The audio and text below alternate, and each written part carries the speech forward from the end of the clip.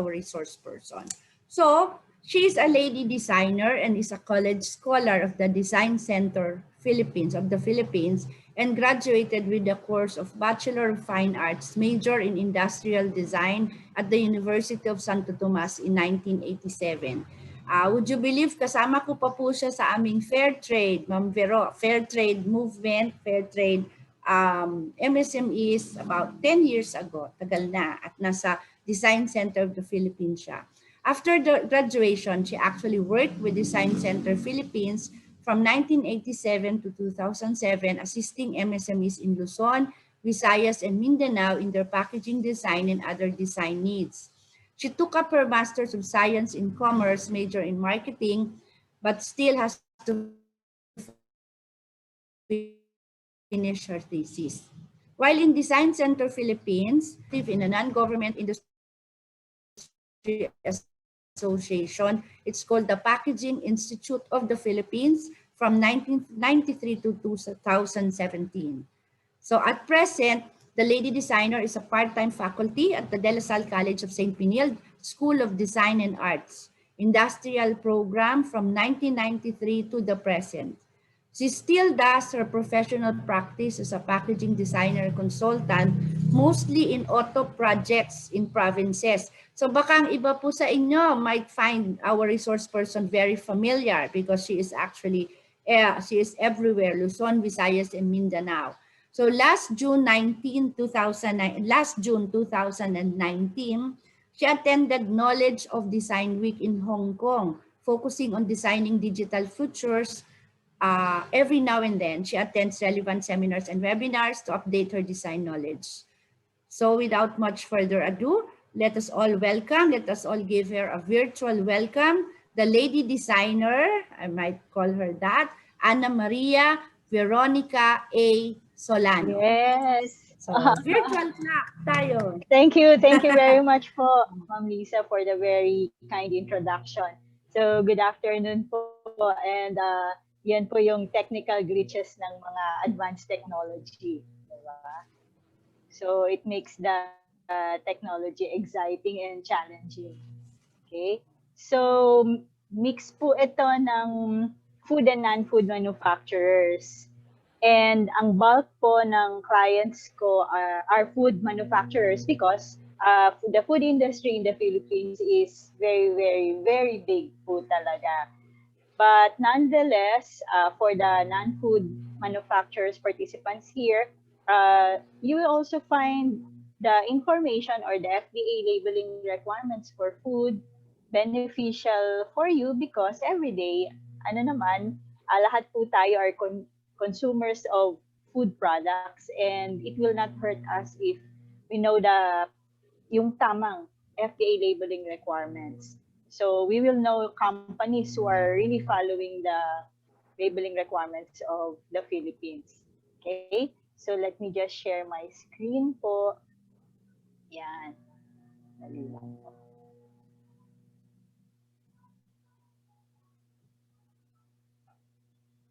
Rax, if you can allow her to share screen, please. Or Rax, okay. Ayan, okay. So let me just tell you first that packaging is part and parcel of our lives. So we may not be very aware of it, hindi tayo conscious, pero ayan po, ang packaging ay talagang kadikit ng ating buhay. Yan. So before we were born, so we were nourished and we can say packaged in our mother's womb. Yan.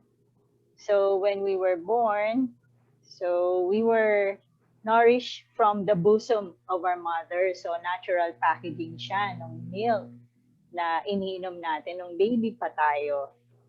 Yan. So, of course, pag nawala na ng milk si mother, so andyan po si father with the use of the yung feeding bottle. So, siya naman yung nagbibigay ng milk kay baby. Okay, so when we were still babies, ang packaging natin, yung lampin, yung crib, yung cradle. So, yan po yung packaging natin nung baby pa tayo. And as we grow older, yan ang dati po, wash and wear yung diapers na ginagamit sa baby, pero ngayon po ay disposable diapers na. So, most probably this is the first packaging that we encountered when we were still babies. So, as we grow older, we encounter the different types of packaging, yan, glass bottles, paper, paperboard, metal cans, plastics, yan. So, iba't ibang types of packaging po. Of course, when our time comes at tinawag na tayo dito sa mundong ibabaw, we will not go unpackaged. Yan. So, we can be packaged in simple or elaborate caskets. And kapag tayo po ay na cremate, syempre, meron din po tayong packaging, di ba? So, yung ashes natin ay nakapackage sa urns. So, from birth to death, nandiyan yung packaging sa buhay natin. So, packaging is not really alien to us. Okay? So, eto po. So, we will go to the first talk natin, first topic. Packaging, how important it is. Yan. Okay.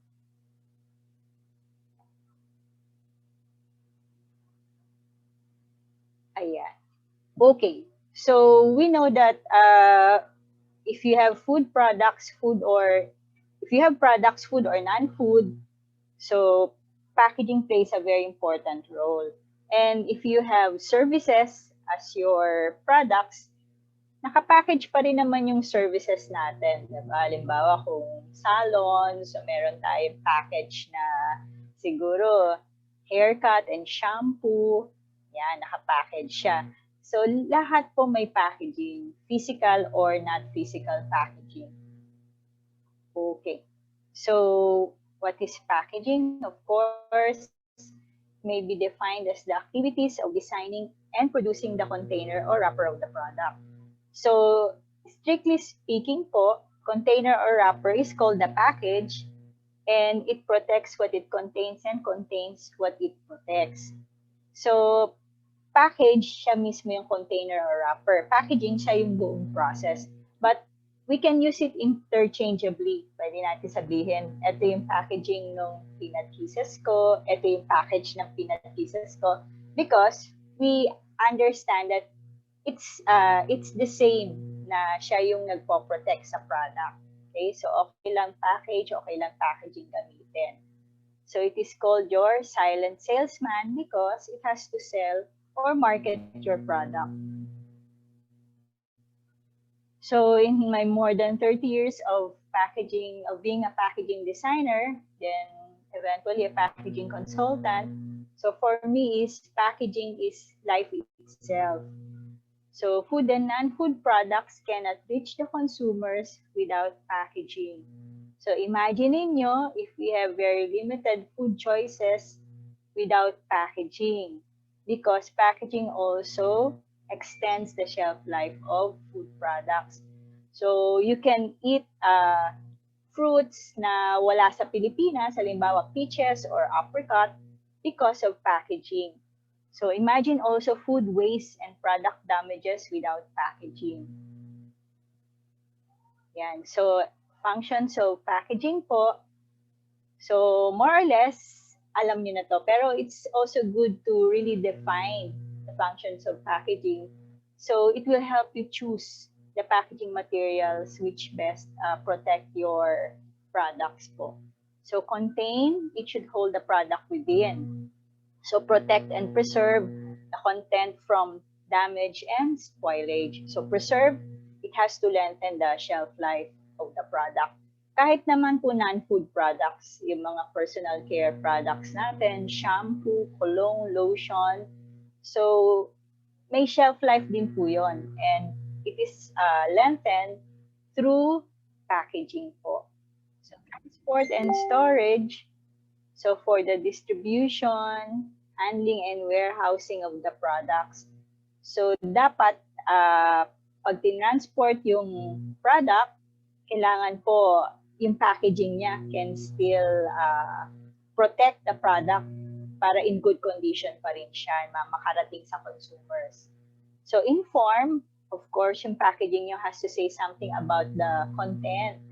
So it's not enough na may package siya, dapat kausapin niyo yung consumers niyo through the labels na nandun sa packaging. So you have to inform your consumers as long as totoo lang po yung nilalagay niyo doon sa label niya. So promote, of course, the packaging should be attractive enough to arouse the interest of your consumers para your products will be saleable and marketable. So there was a study in supermarket shelves years back na yung shopper, while walking down the supermarket aisle, so yung attention span daw per product, food or non-food, doon sa supermarket shelf is around 3 to 5 seconds yung attention span. Yung titignan nung shopper yung bawat isang product or yung product lang na hinahanap niya talaga.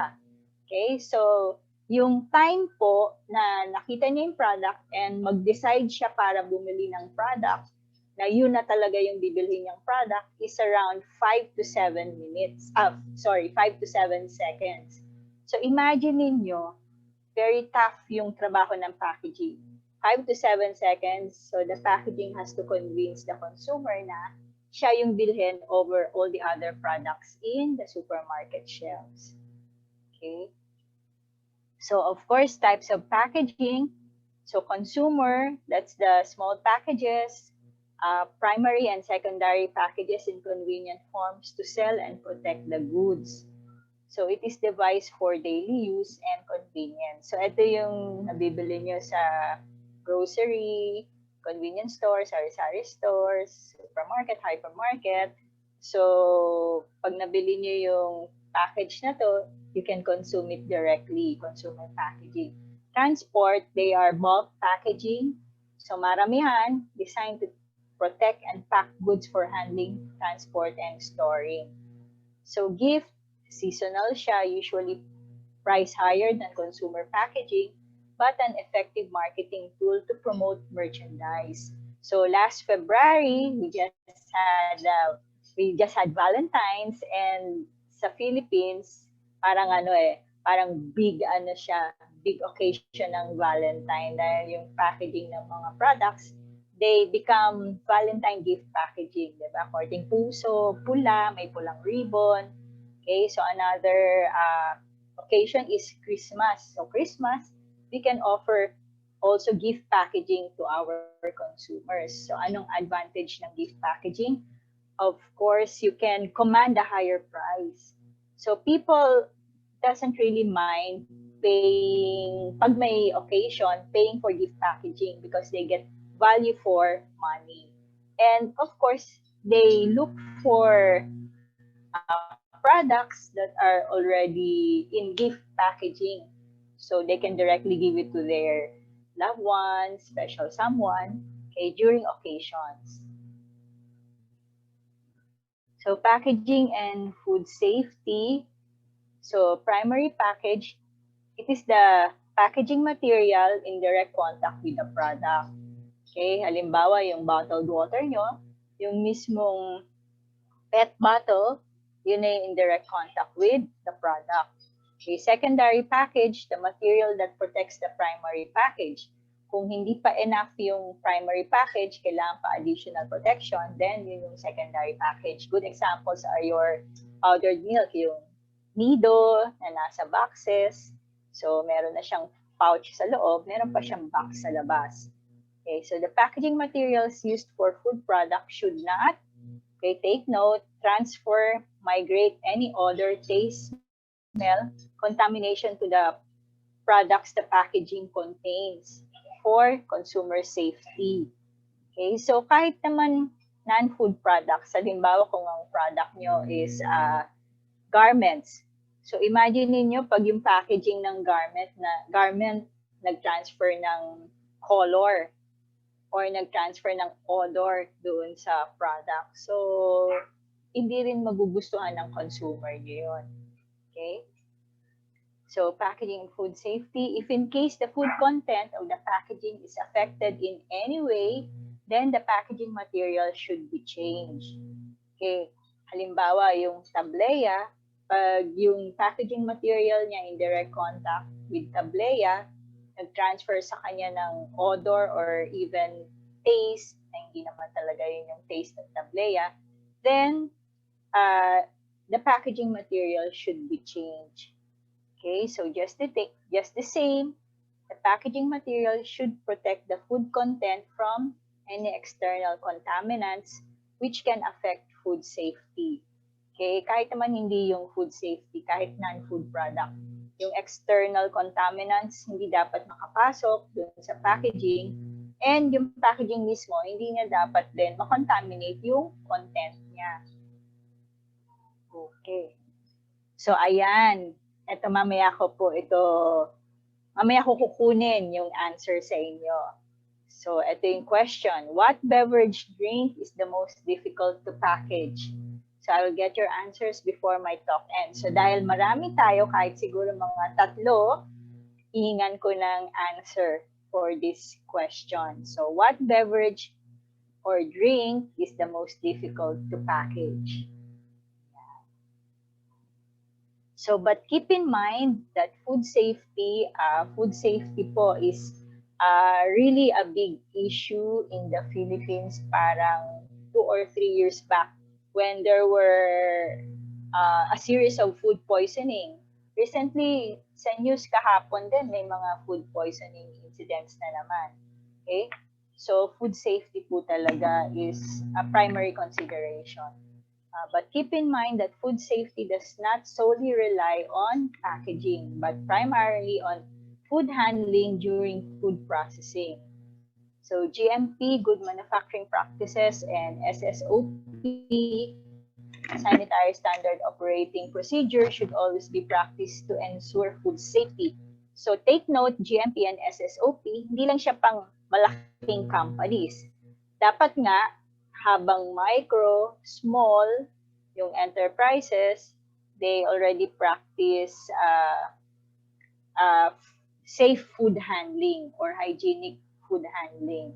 Para kahit lumaki sila, sanay na sila na malinis yung kanilang food handling, food processing. And that's also for the benefit of the consumers. Okay, packaging and shelf life.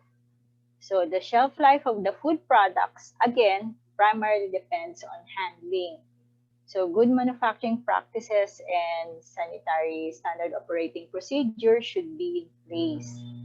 So appropriate packaging materials is also an important factor in extending the shelf life of the food products. Kung hindi na talaga yun yung tamang packaging material, then you should change the packaging material. If you have to invest a little, then you should invest a little kasi it's for the benefit of your consumers. Okay, so the food manufacturer processor should determine the packaging requirements of the food products to be packaged. Okay, ito isang magandang example to, banana chips. Kasi in my years of being a packaging designer and going to different provinces po nationwide, talagang madalas po, bihira ang province na walang banana chips. Okay, and because it's a healthy snack and because marami pong banana plantation in the different provinces of the Philippines. Okay, so here you can see that the packaging is plastic film bag or polypropylene bag. So this will provide a shorter shelf life than the foil laminate stand-up pouch with ziplock. So ito yung madalas nyong nakikita na ngayon, packaging of food products, minsan non-food products, mga fashion accessories, or even textile-based products.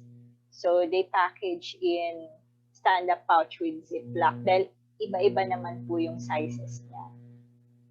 Okay? So packaging is now a very important and effective marketing tool. So why marketing tool? Because you need packaging to sell your product. Kahit nasa ukay-ukay yung mga damit doon, nakatambak lang, tapos may bibili. So meron pa rin sandbag. Doon pa rin nilalagay yung biniling damit ng consumer. So there's still, meron pa rin packaging. Okay? So packaging and marketing is the interaction of visual, emotional, rational, and strategical elements. Here, just to illustrate na ang packaging po hindi ganun kasimple.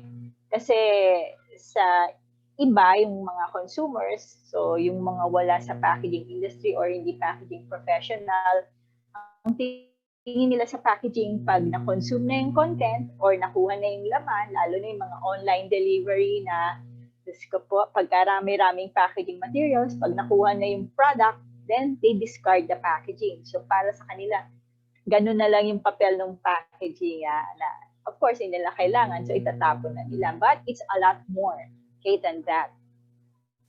So packaging relates to its target consumers by making them feel the need for the product, therefore satisfying their need, want, or demand.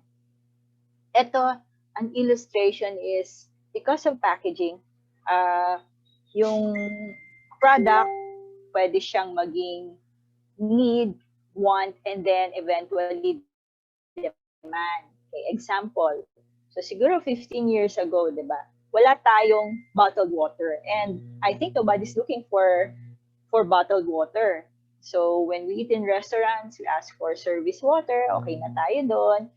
And pag magbabaon tayong tubig, we have our own thermos or our own container.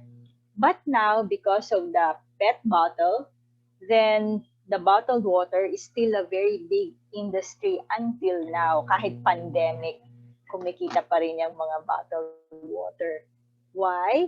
Because it was able, yung PET bottle na yon, yung bottled water, it was able to create a need by telling the consumers that it's safer, di ba? Mas safe daw uminom ng bottled water. So, yung mga consumers, they believe, and then it's very handy, pwedeng paunin sa bag, or pag nasa provinces, if the stomach is medyo sensitive, so what they drink is bottled water. So hanggang ngayon, big industry ang bottled water. It's still a demand. Lalo na if we have the calamities, di ba? Magpapadala ng relief goods.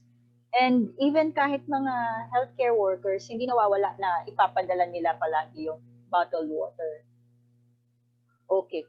So, packaging and marketing. Packaging can be the brand of our provinces. And since most of our provinces have traditional delicacies in which they are known for, the packaging of these delicacies can have images which can promote the places where they come from. So, this is what I call tourism labeling. Okay, halimbawa, bizcocho and sinamak from Iloilo, dried mangoes and otap from Cebu, durian candies from Davao, and of course, peanut kisses from Bohol. So, maganda rin, meron kayong landmark or tourist spot, image of those that can be placed on the packaging to promote also the place where the product comes from. Okay?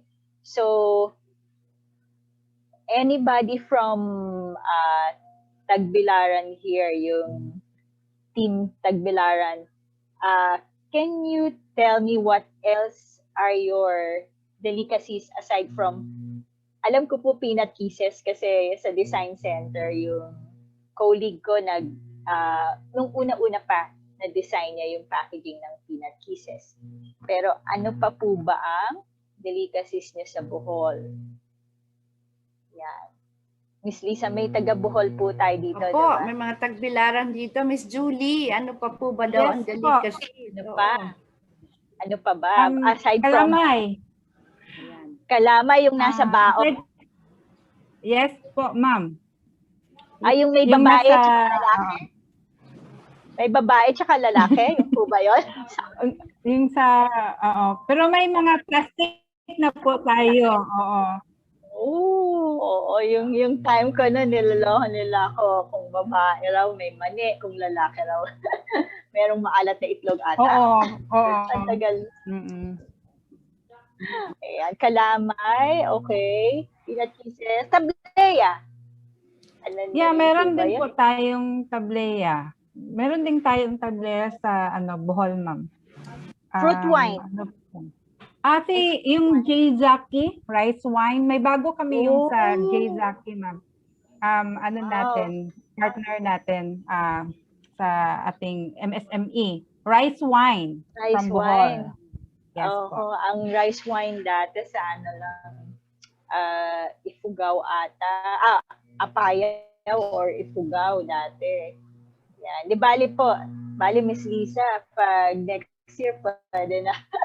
Yeah, pwede natin tayo yan. makapunta para wine. makita natin lahat yan. Oo, rice wine ng Bohol with kalamay. Yan, thank you po. Okay. Palagi po akong, of course, dahil sa work ko dun sa design center, I'm always interested with the delicacies of each province. Kasi syempre, yun yung pasalubong, pag-uwi, yun yung dadalhin ko ano yung delicacy ng province yun. Okay? Ayan, examples pa po ng tourism labeling. This is in Mountain Province. Ayan, Mountain Province. This is in Leyte. Ayan. Sila MacArthur. Ayan. So, according to the world's best packaging design from the dieline.com, well-designed packaging has the power to turn a want into a need and into a purchase. It has the power to directly trigger the emotions of the consumer, and it is what makes someone fall in love with a product or even hate it. It is that emotional connection that makes a design a success. So, sa mga manufacturers po dito for food and non-food, and if you're still in the development phase of your packaging, then habang dine-develop nyo yung packaging nyo, you should have a heart ng consumer din na pag nakita niyo yung packaging ng product, mai-inlove ba kayo o maiinis ba kayo or ma-upset ba kayo? Okay? Magkano ba? Aesthetically pleasing packaging is nice to look at, but it does not always necessarily connect with its audience or sell the product. So in order for packaging to work as an effective branding tool, it must evoke positive emotions, memories, personal content in a conscious and subconscious. So, ang packaging nyo, usually pag may images po, syempre very visual kasi ang consumers, lalo na Filipino consumers. So usually the images will help evoke emotions from your consumers and most probably will help the consumers buy your products. Ayan, marketers should not make the mistake of using packaging to sell products. Packaging should sell the brand instead. There are too many products competing in the marketplace in every conceivable category. So packaging must instead make the brand the most desirable among its peers to sell products. So, mamumuhunan po kayo as manufacturer for your brand because under the brand, you have several products. And when the consumers already have loyalty to your brand or believe na sila sa brand nyo because somehow they are assured of the quality, then all your products under the brand will most probably sell. Okay? So according to Tom Snyder, the World Packaging Organization president in Global Pack 2012 International Packaging Conference and Exhibit, because it was held in Iloilo at that time. So packaging is a strategic tool for a sustainable society. The issue is not about sustainable packaging, but about the role of packaging in sustainability. Packaging is not the problem, it is the solution. Use packaging material that has satisfied its primary purpose is not necessarily an environmental threat, but a tool for effective commerce, food safety, and sustainability. Okay, so like what I've said earlier, hindi madidistribute ang products nyo, food or non-food, without packaging. Okay? So there may be packaging na nakikita sila na packaging materials under the sea, diba? Pinapakita sa TV, ang dami na mga packaging materials sa ilalim ng dagat. But of course, it is the responsibility of the consumers not to throw their packaging, their garbages, into the sea. Hindi naman sila mag-isa pupunta dun sa dagat or hindi sila pupunta mag-isa dun sa drainage para magbara, para bumaha. Okay? So it's still the discipline of the consumers.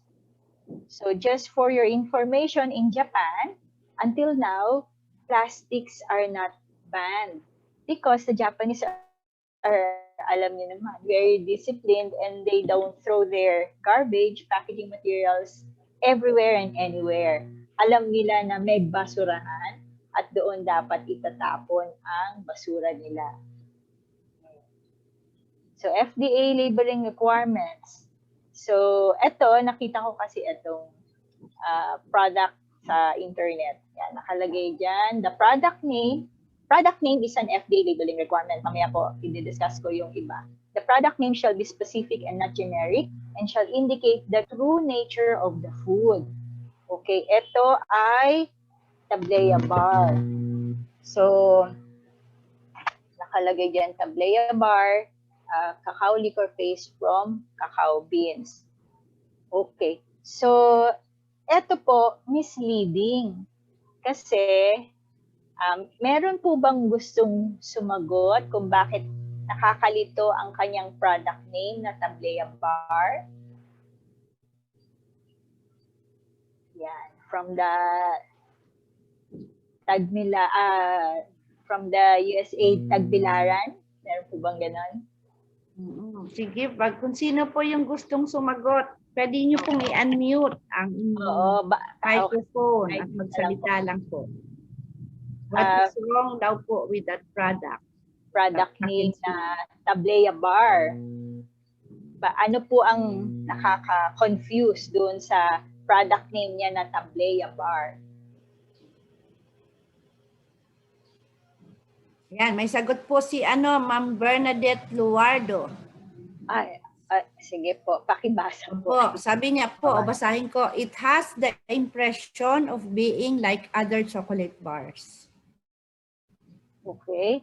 Pero mismo po yung product name niya na Tablea bar. Sabi po ni Mary Claire Losarita, si Ma'am Losarita, bar daw na word, yun yung mali, bar or tablet. Sabi ni Rene Bailon. Okay, sige, thank you po. So dito po, misleading yung product name kasi when you say Tablea, Tablea is the tablet, it's round. Okay? So sabi niya Tablea bar. So hindi niya alam ano ba siya talaga, Tablea ba siya, round ba siya, o bar ba siya. Okay? So ang proper product name nito should be Cocoa bar. Okay? Kasi ang bilog, ang tawag niya ay Cocoa Tablea. Ito naman dapat Cocoa bar kasi cocoa siya, diba? Or cacao bar, pwede rin English, cacao bar, or cacao tablea. Kung bilog siya, cacao tablea siya. Pero ito dapat siya cacao bar or cocoa bar. Yun po ang... Ma'am, sabi daw po ni Mary Grace, ma'am, excuse me, generic daw po. Tama ba yan? Generic daw po ang name na Tablea. Oh, hindi po. Ayan. When you say Tablea, it means tablet. It means round. Kaya kahit pagtanong po kayo from FDA, so Tablea means round. Cacao Tablea. Cacao is, siya yung ingredient talaga, cacao. Tablea is the form of the product, which is round. Yun. So, ito dapat, bar lang siya, pero hindi siya tablea kasi hindi siya bilog. Bar po siya. Yun. Okay. Ayan. So, ito po, for your information, we have International Plastics Recycling Code. So at the bottom of your plastic containers, usually yung bottles nyo for bottled water, may naka-emboss po doon na chasing arrows, triangular chasing arrows with numbers inside. Okay, kahit yung plastic ng ice cream, dapat kahit yung plastic ng container ng shampoo or yung shampoo bottle, dapat may ganyan. Yung lotion bottle, yung powder bottle, dapat may ganyan po sa ilalim. So, number 1, ito po kasi yung types of plastic. They represent the types of plastic. So, number 1 is PET, number 2 is HDPE, high density polyethylene, number 3 is PVC, polyvinyl LDPE is low density polyethylene, PP is polypropylene. This is your microwavable plastic. Siya lang ang microwavable plastic. PP. Safe siya in microwave. Okay? PS polystyrene. Yan yung mga styro cup nyo na binaban na. Talaga siyang binaban. Other, so these are more expensive plastic materials that are not really commonly used kasi nga mas mahal siya talaga. Okay, so bakit may numbers? So number 1 rule in recycling is dapat pare-pareho yung materials. So yung mga nagsusort, halimbawa nandun na siya sa garbage site, yung mga nagsusort niyan ng mga plastic containers, titignan lang nila 1, lahat 1 sama-sama, 2, lahat 2 sama-sama. So yun yung guide nila before recycling. So, pag na-recycle ang plastic packaging, they cannot be used for food again, for packaging food again, kasi hindi na sila ganun ka-hygienic. So, pwede silang i-recycle into pail, into basin, into dipper, yung tabo nyo. Yan, yung mga nakikita nyo sa palengke, mga matitibay yan. Okay, so yan na yung recycled life ng mga plastic containers used for food and non-food. Okay? Okay, so packaging material options that you see in supermarkets being used by food and non-food products. So you have paper and paper board, usually for boxes, glass bottles and jars, plastic bottles, jars and containers, plastic films, okay, yung mga flexible nyo, usually for snack foods, metal cans, yung mga delata nyo, wooden boxes. This is very rare. Pero yung mga tobacco, yung mga mahal na tobacco, they're still packaged in wooden boxes. Composites, composed of 2 or more materials. Examples, yung packaging yun ng Pringles. So, aluminum foil layer yung loob, doon na direct contact yung Pringles, and then paperboard, and then plastic film. Okay, yung Tetra Pak nyo, ganyan din, composites din. Basta merong 2 or more materials combined. So, composites sila. Okay. So, food for thought. A package is not designed to last forever and must evolve continuously to keep pace with the market and consumer taste. So, may shelf life din po ang packaging design. So, if your products are food products, siguro after a year, you have to revise a little in order to excite your consumers again. Why? Because there will be competitors who can overtake you and eat up your market. Kaya ikaw din dapat i-excite niyo ulit yung consumers.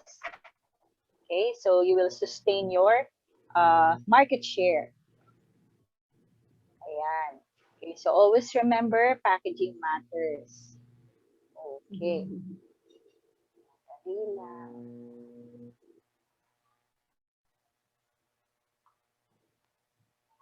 Ayan. Okay, at this point, meron po bang questions, clarifications? Meron po dito, ma'am, kay Ma'am Arlene Quinones. Siguro pwede ko na itong basahin because it's within your topic kanina. Sabi niya po kay Ma'am Arlene, how do we make a packaging material that can still be transformed into another product? Halimbawa daw po, a box of buko pie, after consumption, it's immediately thrown away. Can we make this box into something more? The life doesn't end as a box thrown away. Gaya po nung na-share mo kanina na it ends up, the packaging ends up sa basurahan. So, it's something about recreating the packaging material into another thing. Oo po. Dati po, way back, ang tagal lalo, 1990, bago pa lang ako sa Design Center, I was able to avail of training in Japan. And way back then, yung mga, meron silang packaging ng cookies sa supermarket. Pero syempre, pag yung boxes ng cookies, meron pa yung primary packaging na pouch, foil laminate pouch sa loob. Pag sinabing foil laminate, meron siyang layer ng aluminum foil, yun yung indirect contact with the food, and then may plastic film na nakalaminate sa aluminum foils. So yun yung pouch niya sa loob ng box. And then yung box, kasi yung cookies na yun usually for kids, yung box, may instruction siya, yung box pwede, nagiging bahay siya.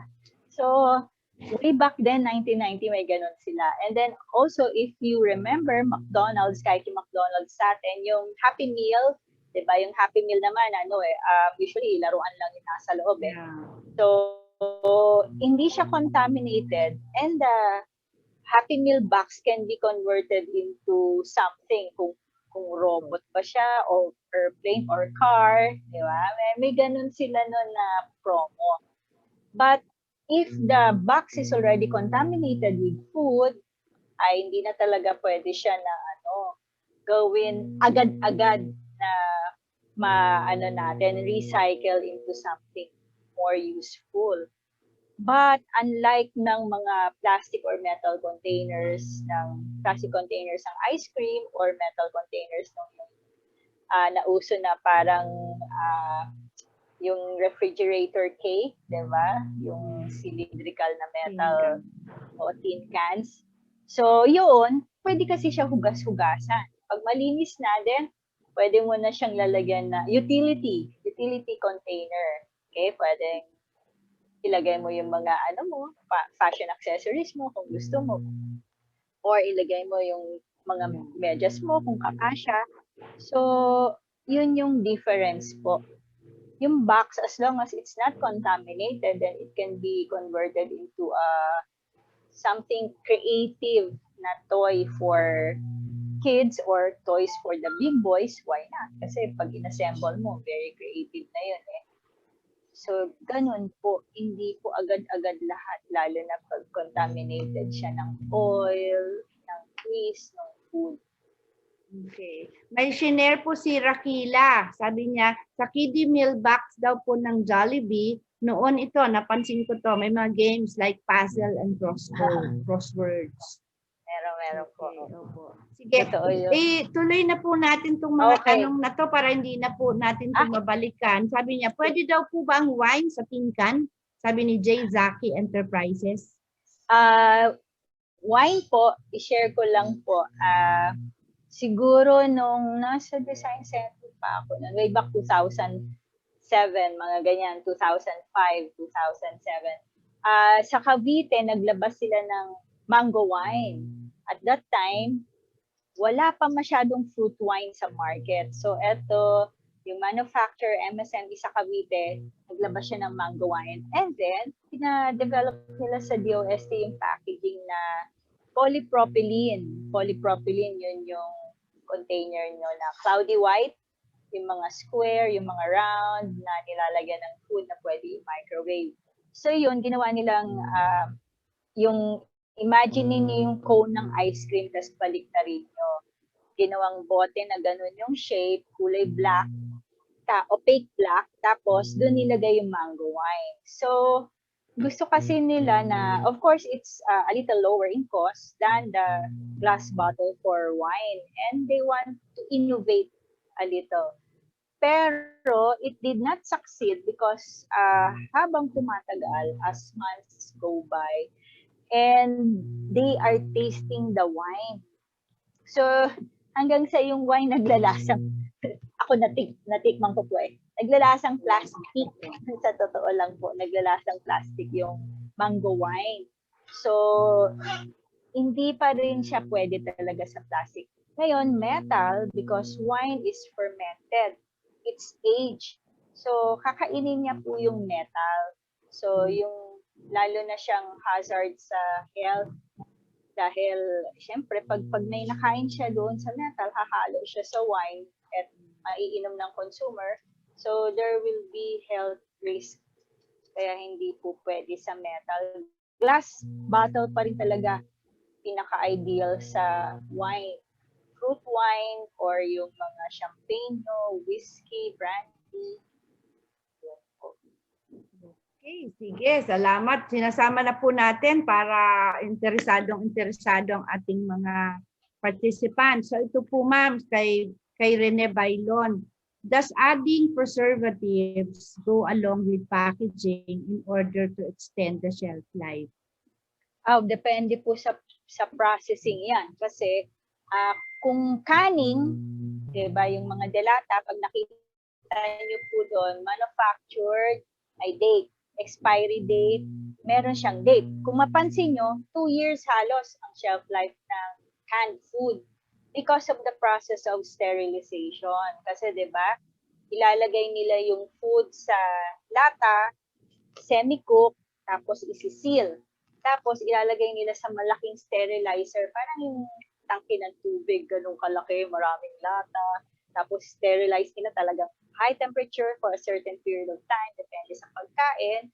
So, kahit wala pong preservatives yun, dahil sobrang sterilized ng kanyang environment. Malinis na malinis, walang contaminants. So, yung pagkain dun sa loob ng lata, sobrang malinis, sobrang sterilized. So, kahit walang preservatives, it can last up to 2 years. So, it depends on your food processing din. Kung paano nyo pinrocess yung food. Pwede kayong hindi maglagay ng preservatives. Pero halimbawa, yung coconut water, di ba? May coconut water sa Tetra Pak. Hindi siya talaga tatagal kahit na Tetra Pak siya. Meron konting preservative. Hindi ko lang po kabisado, pero meron po yan. So, canning lang talaga ang sa alam ko na kahit walang preservatives. Pag tinignan niyo yung delata, halimbawa, laing, or yung mga delatang mga Spanish-style sardines, mga sardines, meron po talaga wala ng preservatives. Yun. Okay, sige. So, mukhang marami pang pumapasok. Ang next topic po natin, ma'am, labeling, So we can go ahead with the questions on packaging. Para po, ma'am, diretso. Okay. So, yung tanong po ni Ma'am Leia Dalisay, is there a guide as to the cost of packaging versus amount of food to make the selling price still competitive? Ibig sabihin, yung presyo ng packaging plus the presyo of product, opo, para daw competitive pa rin yung pricing. Opo. Okay, so sa ngayon po, ang talagang the hard fact and reality is that yung ratio ng retail price ng product nyo sa food product, it can be as high as 70% packaging material, 30% content. Sa non-food products, it can be 50-50 kasi minsan, halimbawa, lotion, mahal din kasi ang lotion, or perfume, mahal din ang perfume. So, it can be 50-50. 50 yung price ng non-food product and 50 yung price ng packaging. Pero, pag sa food product, mas mahal po ang ratio niyan sa packaging. Example, nakita niyo po yung mga cheese curls nyo, Clover chips, diba? Yung packaging niya is yung mga parang pillow pack, yung metallized film. Silver, pag nakita nyo, silver yung loob, diba? So, ang process nun, in layman's term, meron kayong clear na plastic film. Clear. Tapos, ilalagay yun sa machine, sa isang vacuum chamber. Walang hangin, vacuum chamber. Tapos, meron powder ng aluminum, powdered aluminum, i-spray dun sa plastic film. Kaya paglabas nun, silver na siya yung plastic film. tapos nagiging pouch siya. So, yung shelf life na na-extend. Mahal po talaga yon kaysa dun sa cheese curls or clover chips na laman. Tubig yung bottled water nyo. Siguro yung bottled water, baka 20% lang yan or 15% lang yung retail cost ng product. Kasi meron kayong bote, meron kayong cap na merong lock, meron kayong label. So, practically, yung tubig naman, kung mineral water, it's free. Ang mahal lang, nakukuha nila kasi yun sa bundok. Ang mahal lang talaga yung pag-transport and pag-process ng water. So, it's 70-30 po talaga on the average. Opo, ang mahal pala. Kaya meron ngayon pong movement for the environmentalist ng mga refill. Papapansin niyo po yung mga, may refills ngayon ng dishwashing liquid, fabric conditioner, liquid. Basta yung mga ganun. Minapatronize ko nga po yun kasi mahal talaga ang packaging.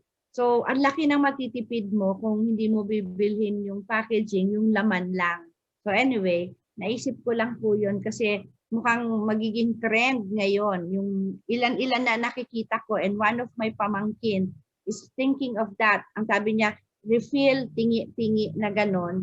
Kasi ang laki ng matitipid mo kung walang packaging. So imagine 70-30 anyway. So yun lang po Sabi yun. ko nga So, po, sa mga environmentalist yan. Kainin na rin yung packaging kasi binili ko rin. Correct. Meron. Kinakain na rin ng packaging. Kung mga style turon, di po ba yung packaging ng turon, binalot, yung balot ng banana, which is we call turon, kinakain na natin. May mga ganun ako nakikita. Okay, so let's go ahead. Mukhang very interesting ang topic. Si Ma'am Maria Arlene Segre, sabi niya daw po, ma'am, ilang buwan daw po ba ang difference ng expiration between, I don't know what PP means, PP and aluminum pouch? PP is Opo, PP. Hindi makapagsalita. Hindi po. Hindi. Polypropylene po. Okay, propylene. Polypropylene. Polypropylene and Okay. foil. And aluminum pouch.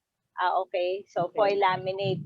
Sa totoo lang po, siya, pwede natin sabihin times 2 or times 2.5. Kasi po, pag polypropylene lang, nakita nyo naman po, plastic lang siya talaga.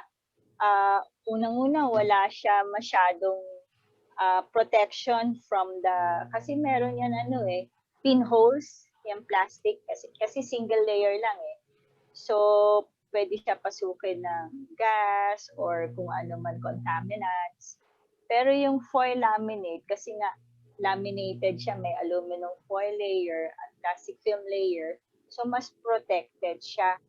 Plus, alam kasi po natin, pag may aluminum foil layer at yun yung nakadikit sa pagkain, palagi naman, pag may aluminum foil layer, yun yung nakadikit sa pagkain para ma-retain yung freshness, crispness ng pagkain. So, talaga pong mag-i-invest lang po kayo, pero at least, halimbawa lang, hindi agad mabili yung product nyo, hindi siya fast-moving, and shelf life is longer, so hindi pa siya ma-expire agad. So, yun naman yung advantage nun. And of course, your competitors, baka foil laminate na rin yung ginagamit, usually stand-up pouch. So, you should also be abreast with competition in the market.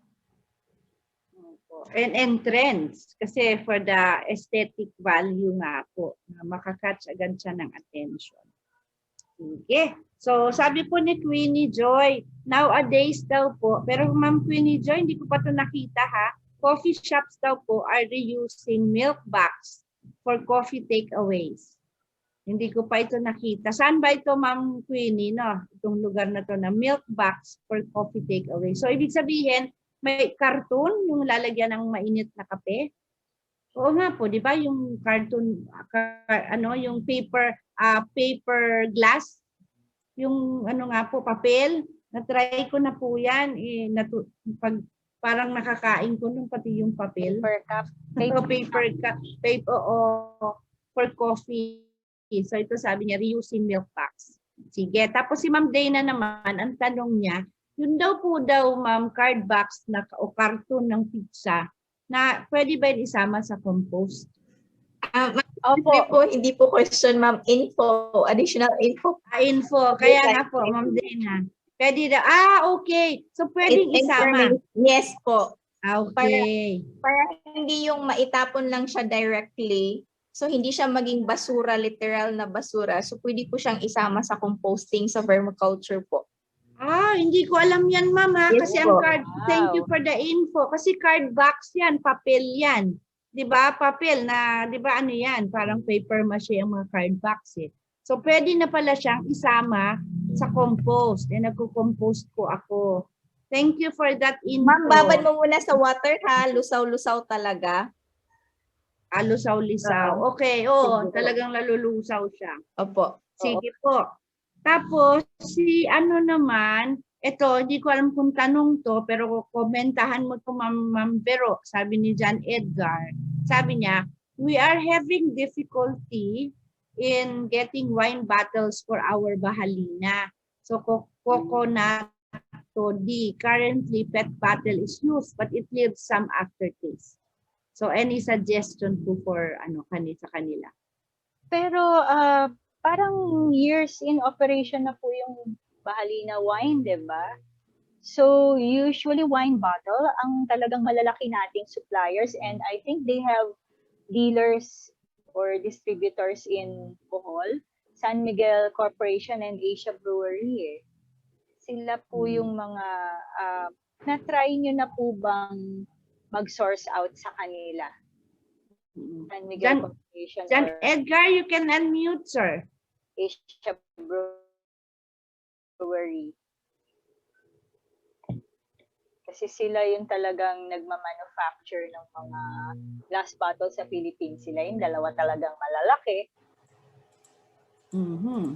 Saka direct ka sa kanila, mas mura. Sir John Edgar Loardo, you can unmute po. So you can do a follow-up or comment on Ma'am Vero. Hello, ma'am. Yes po. Go ahead. Ang nakikita po namin, it's expensive, and then there are already some areas that are using wine bottles just like the Lambanog. At saka ang Western Visayas from itong Waray, Bahalina. But again, the difficulty of sourcing the bottle is still there. Oh, okay. So taga Bohol po kayo, sir? Opo, ma'am. Sige, ganito. Meron po akong kaklase dyan sa Bohol, taga Chamber of Commerce and Industry. Tanungin ko po, baka meron silang kakilalang dealer wine bottle. Sige po, that would help. Paano ko po kayo babalitaan? I will put in my email address po rito. Okay. Chat box. Sige, Ma'am Vero, ibigay namin po sa inyo kasi maganda yan. Kasi Ma'am Vero po kasi maraming contacts po yan ng mga suppliers ng mga packaging materials. Opo. Marami po siyang mga ganyan na add-on na binibigay sa inyo yung mga direct suppliers para medyo mura-mura ng konti. Diba? po tayo. Yeah. Classmates. Sige. O Ma'am Vero, ano pa rin po ito? Packaging pa. Mary Grace Kagindangan. Sabi niya po, any suggestion for packaging ng dark chocorol bread? Kasi ang packaging nila ngayon is floral cellophane po. Scotch tape ang lock.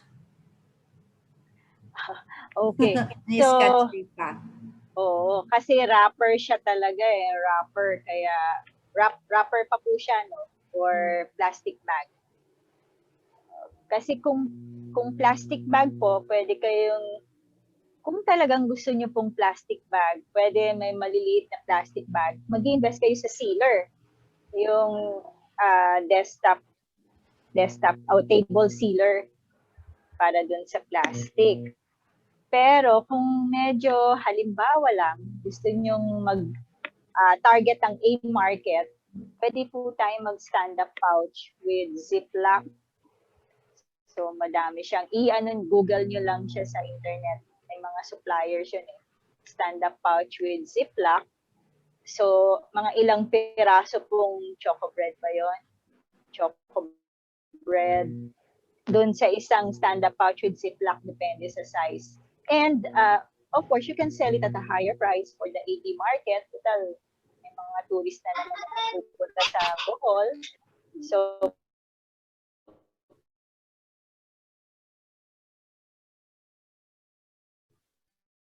pwede siyang pang-pasalubong or mabili kayong PP bag tapos isi-sealer nyo ng sealer para sa Broadsea Market.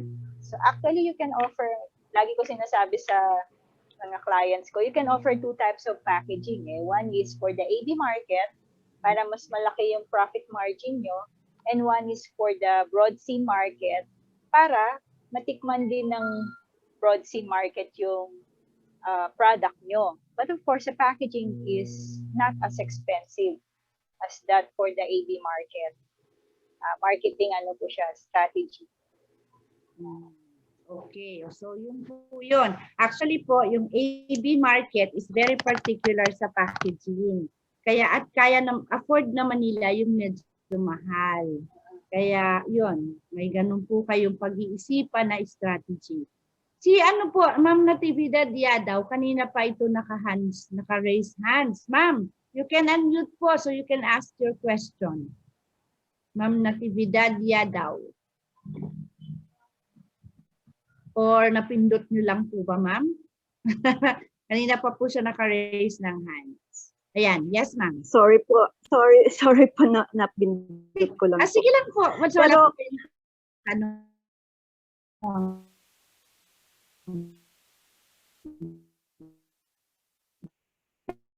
Pero, my product is speaking foil laminates ba yun? Yung mga nakikita ko, but I do not know where to get it. Source out. Okay, Miss Isa, ganun. Sige po. Take notes. Opo, take note po kami. Ako po, laging Muscovado sugar yung ginagamit po namin sa bahay kasi nga mas healthy dahil yung coconut sugar mahal. Kaya Muscovado mas mahal. Mas mahal. Tapos Opo. hindi ganun katamis. Kaya ang dami-dami nilalagay. Mas magastos ka. Muscovado sugar po yung ginagamit namin. So, ang nakita ko, ang binibili ko sa market dito sa SM, siya, stand-up pouch siya na laminated plastic film. Pag sinabing laminated plastic. Laminated plastic. Opo, Hindi siya single layer lang. Stand-up pouch. Oo. Tapos may ziplock siya. Kaya maganda. Okay. Bubuksan ko, isasalin ko sa jar, syempre. Tapos sarap ko, tatago ko. So, pag bawas na yung konti na yung sa jar, bukas, very convenient po siya. So, ganun po. Okay naman yung presyo niya, competitive versus yung lang siya, PP or laminated plastic film na hindi stand-up pouch, yung plain lang na gano'n, nagugupitin mo siya tapos Opo, ma'am. hirap opo. So, tignan din po natin kung makasource tayo ng stand-up pouch with Ziploc na laminated plastic film. Pwede na po yun sa Muscovado sugar. Thank you po, ma'am. Thank you po. Thank you po. Okay, sige po. Mag-take note kami sa inyo, Ma'am Vero, kasi si J. Zaki Enterprises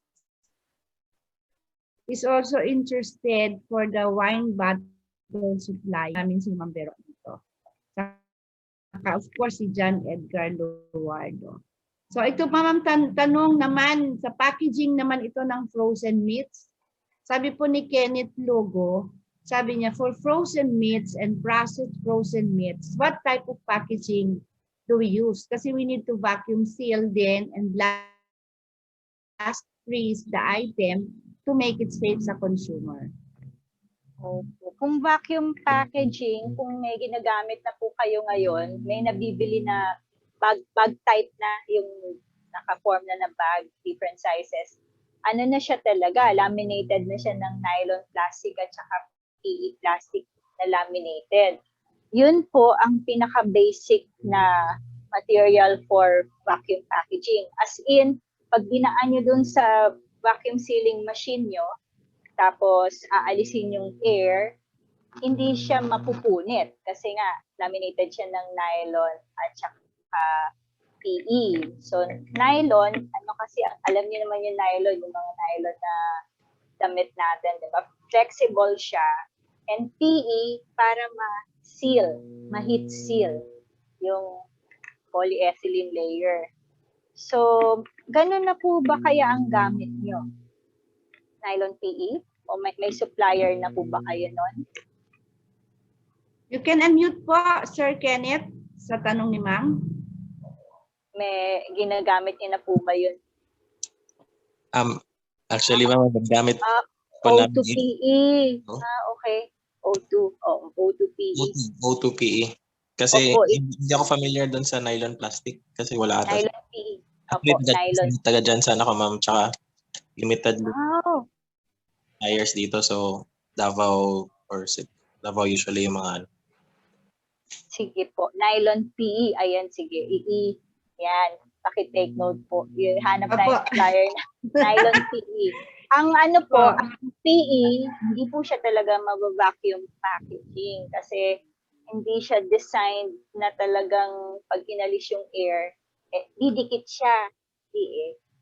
Pero pag nylon PE, dahil nga sa nylon tsaka sa PE combined, pag tinanggalan nyo ng air, yun, didikit siya talaga dun sa product. Sige po, titingin tayo ng supplier ng nylon PE. Okay, sige po. So, thank you. May last question na lang tayo on packaging because we need to proceed naman with the labeling. We will ask that after the lecturette po on labeling. So for the last question on packaging po, kay Ma'am Dana, kay ano po ito? Ito maganda rin ito, concern po ito nila, si kay Ma'am Melvin Mari. Sa mga suman-based products naman, marami sila mga kakanin, mga ganyan. What can we use instead of the traditional banana leaves, which easily spoils? A packaging material which we can use through retorting. So, Okay. yun po. So, ito po, dito sa Manila, meron sila yung suman sa lihiya na dinevelop ng DOST, ginawa nilang cube. Cube siya, tapos naka-vacuum pack per cube, pero naka-box siya. Pero yung box niya, naka-laminate ng plastic film para pwede siya i-freezer. Okay? Pero, ang advice ko po sa inyo, kasi nga, pag sinabing suman, talagang alam ng Filipinos at saka siguro yung ibang familiar na tourist, pag sinabing suman, nakabalot po talaga siya sa dahon ng saging. So, yun po, hindi natin tatanggalin yung ganong image at saka ganong emotional attachment or kultura ng suman na talaga siya nakabalot sa saging. Pero ang pwede niyo pong gawin is, halimbawa, pwede kayong mag-package ng tatlong suman para I love you, di ba? Tatlong suman sa isang either PE, low density polyethylene bag, tapos pwede siyang i-ref or pwede siyang i-freezer. Tapos, pwede kayong mag-sticker label dun sa labas ng PE bag, tapos idikit nyo. Pwede naman i-ref yun kasi pwede nyo sabihin sa nag-print ng sticker, i-ref ko yan. So, kailangan ko ng material, which is vinyl yun, vinyl sticker na pwede pong pang-ref. So, ganun pong packaging pwede. Kasi at least, tatlo, edi ang benta nyo, tatlo, di ba? Or kung gusto nilang maramihan, may mag-request at least may secondary packaging lang siya ng plastic bag. Either low-density polyethylene or PP, kung ano po yung available na plastic film bag. Tapos kailangan yung sealer nyo, yung heat sealer, hindi yung kandila lang para pantay yung heat sealer po. Tapos pwede na siya i-ref. So, yun po ang Opo. Meron din po dito sa amin sa Manila na sa all home, yung pong ano, medyo social na po ang pagkakapackage pero may dahon pa rin ng saging, parang dinoble lang. So sana may picture tayong maipakita. Okay, so at this point meron pa po tayo interesting topic, yung guidelines po, the FDA requirements for the correct labeling. So let us hear again a lecture read from our resource person, Ma'am Maria Veronica Solano. Go ahead with your next topic, ma'am. Mamaya po ilagay ko yung email address ko po para makita. Ayan. So at this time, pakita ko po muna yung mga packaging photos na sa design center po dati. Para at least kahit papano may ideas tayo sa mga packaging design na delicacies po natin from provinces.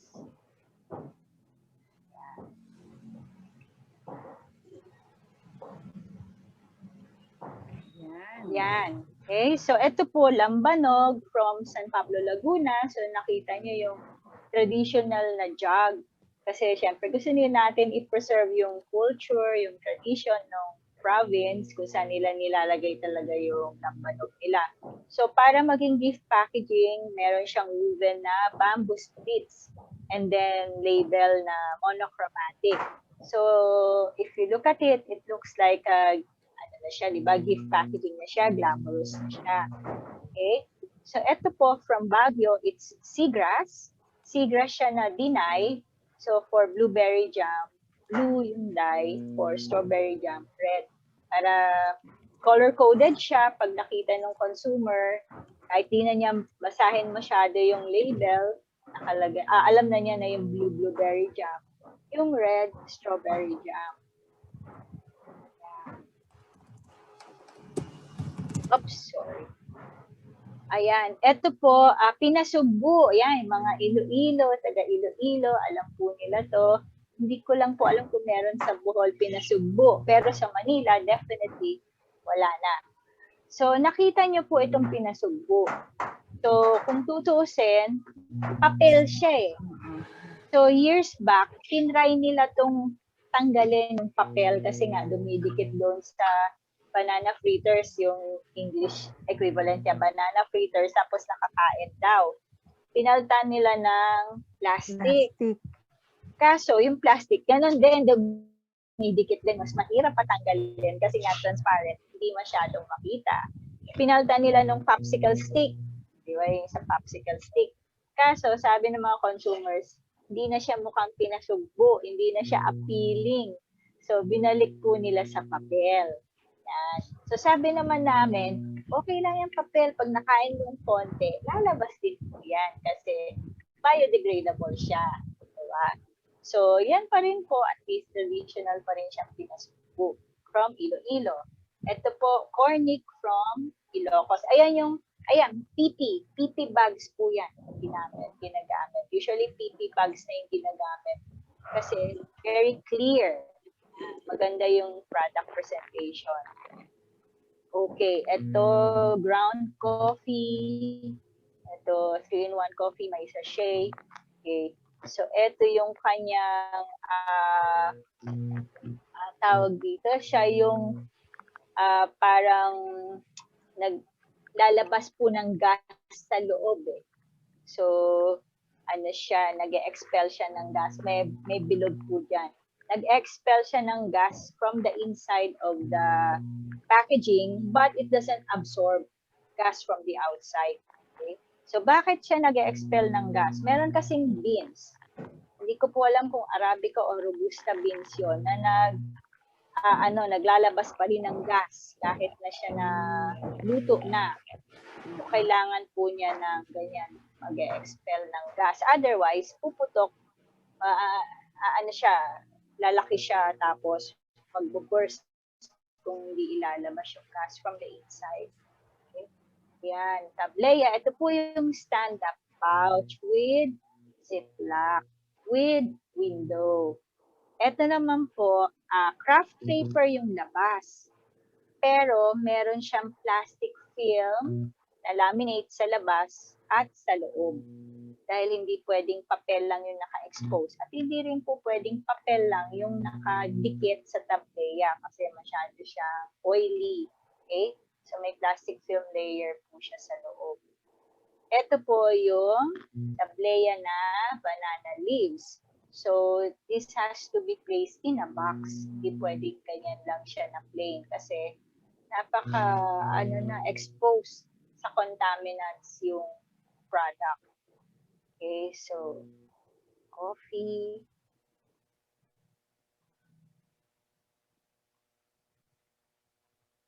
Ayan, so ito po, tinagtag Muslim delicacies po ito and pipas. Yan, mga Muslim delicacies. Butterscotch from Bacolod, yan yung version ng Food for the God. Ito, Bohol, Browas. May Browas din kayo sa Bohol, Oo. Pili from Bicol. So, this is the secondary packaging. Siyempre, may primary packaging sa loob yan, plastic bag. Okay. Ayan. So, meron tayong glass jar. Ito po yung balaw-balaw or burong hipon from Pampanga. Ito naman from Bulacan, burong bangus with red rice. Yan, may buro rin po ba sa Bohol? Yan. Ito po yung rice wine from Apayao. So, kita niyo yung mga bote niya, maliliit na. Ito yung mga natin talaga. Glass bottle for wine. Ito yung lambanog from San Pablo, Laguna. Okay? Ayan.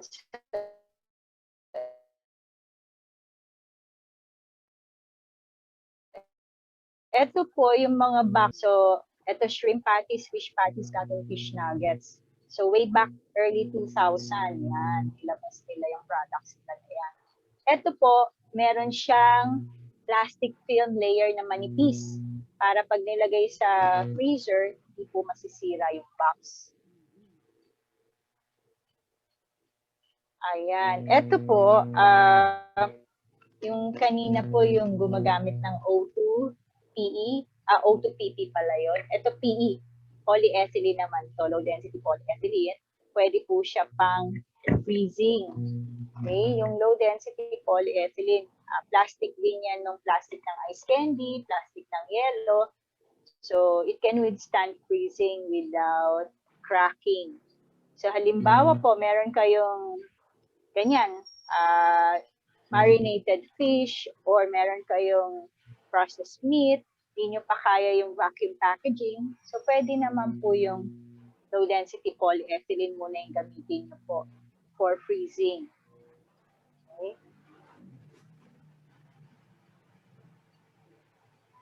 Ayan, boxes for your herbal tea from Cavite to Gourmet Farm. So, color-coded siya. So, iba-iba siya. Lagundi, Banaba.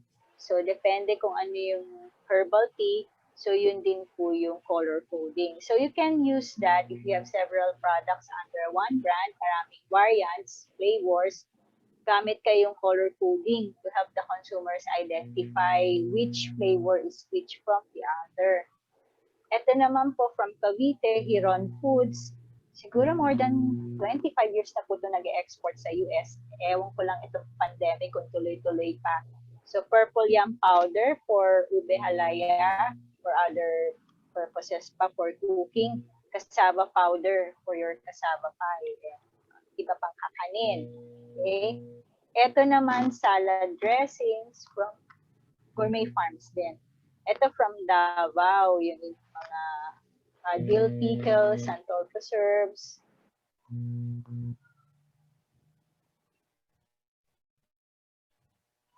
Ayan. Nung mga early, siguro 10 years ago ata yan, ito po yung unang labas na mga stand-up pouch. Laminated plastic film sila na transparent pa. Okay, wala pang ziplock nun. And yung laminated plastic film, pwede po siya sa vinegar. Okay, pwede po siya sa toyo. Hindi lang siya pwede sa patis. Masyado po kasing maalat yung patis, masyadong corrosive. Kakainin niya yung plastic material. Ayan. Glass bottles. Of course, hanggang ngayon, meron pa rin glass bottles for your vinegar and your soy sauce and patis. Ayan. Ito po, ube piyaya from Bacolod. Ito, ground coffee. Full coffee beans from Malaybalay, Bukidnon. Okay, manufacturer is Monastery of the Transfiguration. Mga monks sila, Benedictine Abbey-monks. Ito yung box na nakaspread. Okay, for mini pandesal ng Bacolod. So, crunchy. Crunchy siya. Na snack food. Okay, laing. Ayan, wrap around label for metal can. Yung parang natin ng sardinas po. Ito yung variant niya, classic curry. So, color-coded po siya. Depende sa variant. Ayan, spicy, red, orange. Ayan, ubod in coco cream. Ito yung mga ethnic food natin. So, ubod express. This is spicy. Okay, ito, bangusin corn oil. So, nasa glass jar po siya. So, ito yung kanyang variants. So, family look label design po siya. Kung mapapansin nyo, it has the same layout. But of course, nag-iiba po tayo sa variants. Iba-iba yung variants, iba-iba rin, or flavors, iba-iba rin yung color coding.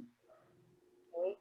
So, pag may family look kayo, label design, food or non-food, so it creates a very strong identity for your brand. So that's a very good strategy for your product line. Okay, ito from Butuan. So, pancit canton with moringa, with squash, and classic. So, family look label design siya and color-coded. Okay. So, let me continue with FDA labeling requirements. Okay. So, FDA labeling requirements, medyo ano siya, technical. Okay. Open.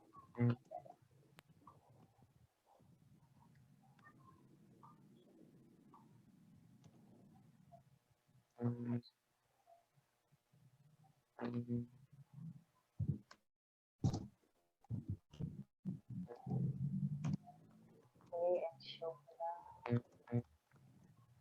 Hold on.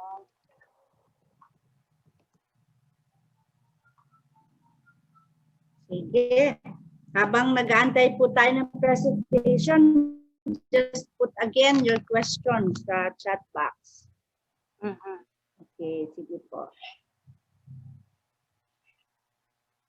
And then also while we are waiting, we also would like to announce that you can actually have a one-on-one session with Ma'am Veronica sa ating coaching and mentoring. All you have to do is just put your email address, name and email address and phone number in the chat box so we can get back to you for scheduling. It is for free. Sponsored by USAID and WG. Sandali po. Opo, sige po. Inahanap pa ni Ma'am Yeah. file. Okay. Oo, kasi para pag in-open pa sila, baka siya gumapang.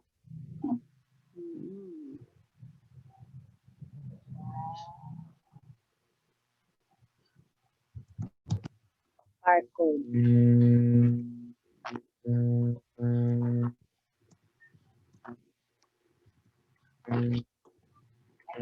Okay. So, FDA labeling requirements na tayo.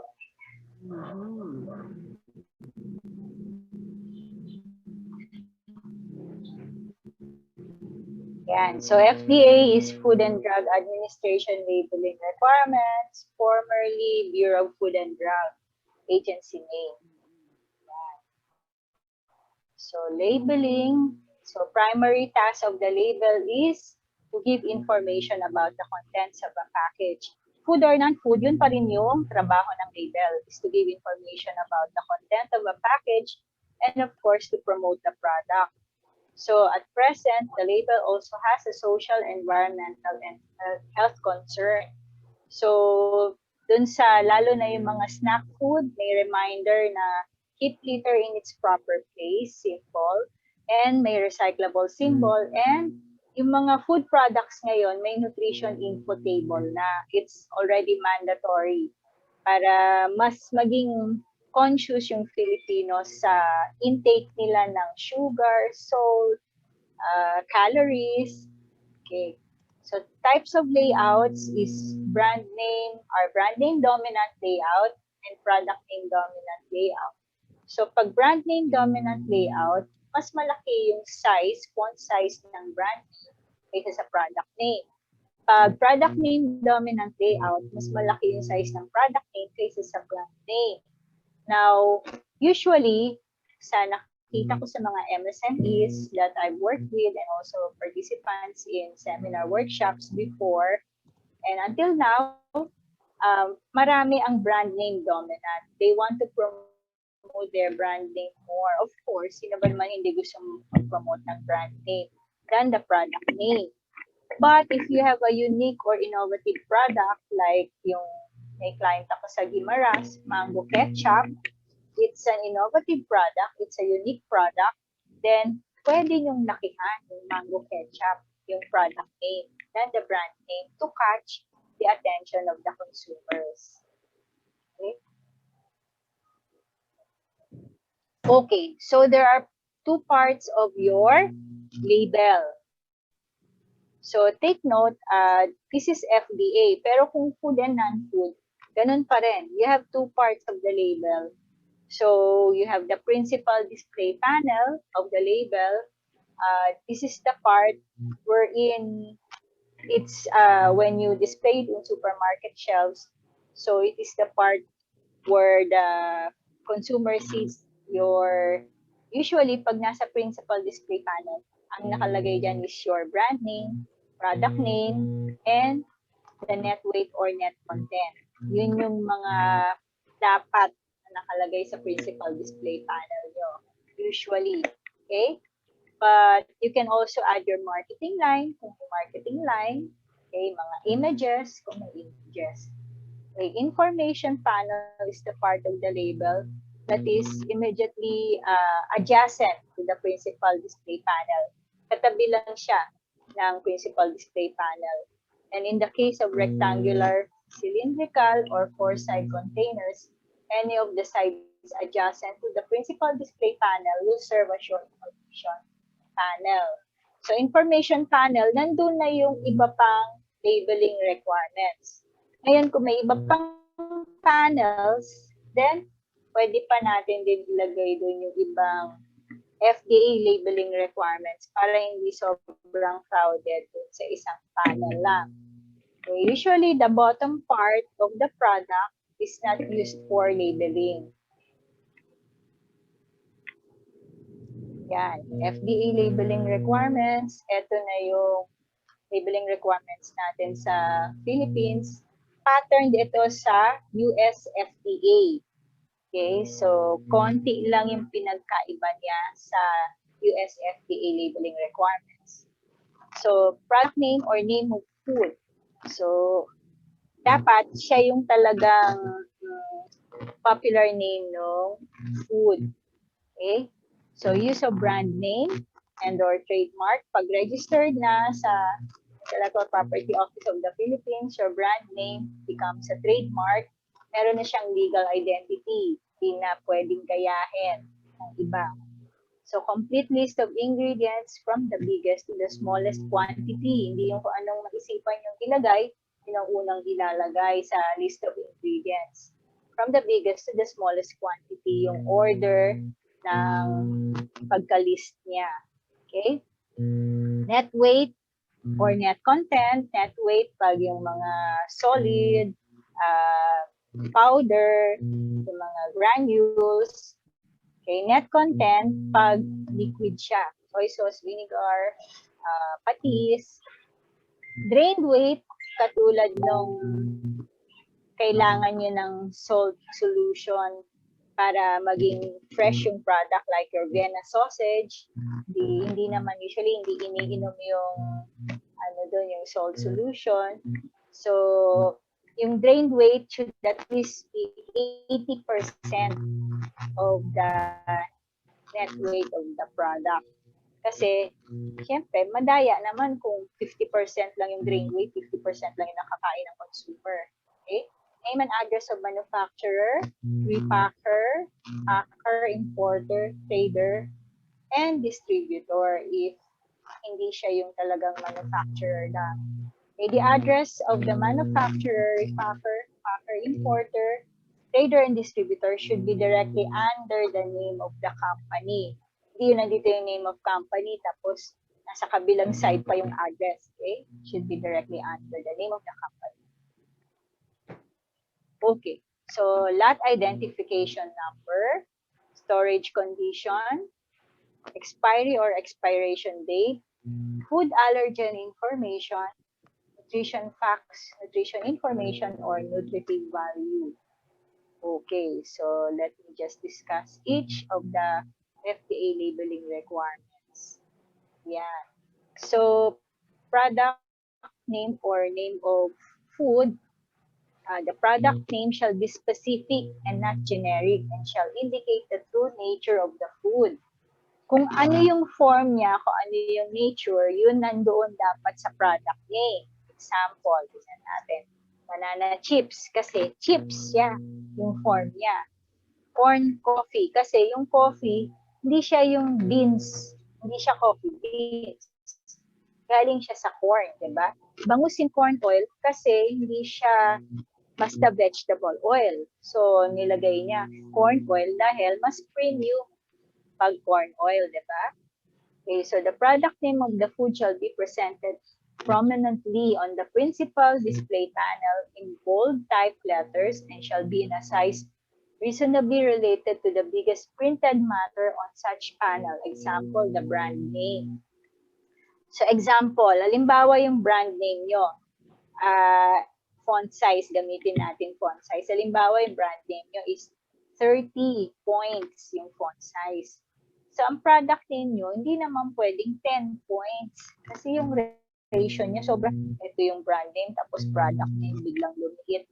It should at least be 50% the height of your brand name, yung product name nyo. Food or non-food, pwedeng ganun yung gamitin nyo. Para naman, pag nakita nila yung brand, hanapin nila yung product name, makita nila agad, ito pala yung product name. Okay? So, use of brand name and or trademark. So, any brand name, trademark, you shall be placed in conjunction with the product name and must not be confusing or likely to create confusion. So, brand name nyo, better if you register it with the Intellectual Property Office of the Philippines. Usually, the DTI can help you register your brand name so it becomes a trademark. Kasi, pag hindi, tapos merong isang manufacturer na nagustuhan yung brand name dahil mabili yung product, siya yung nag-register, ginawa niyang trademark.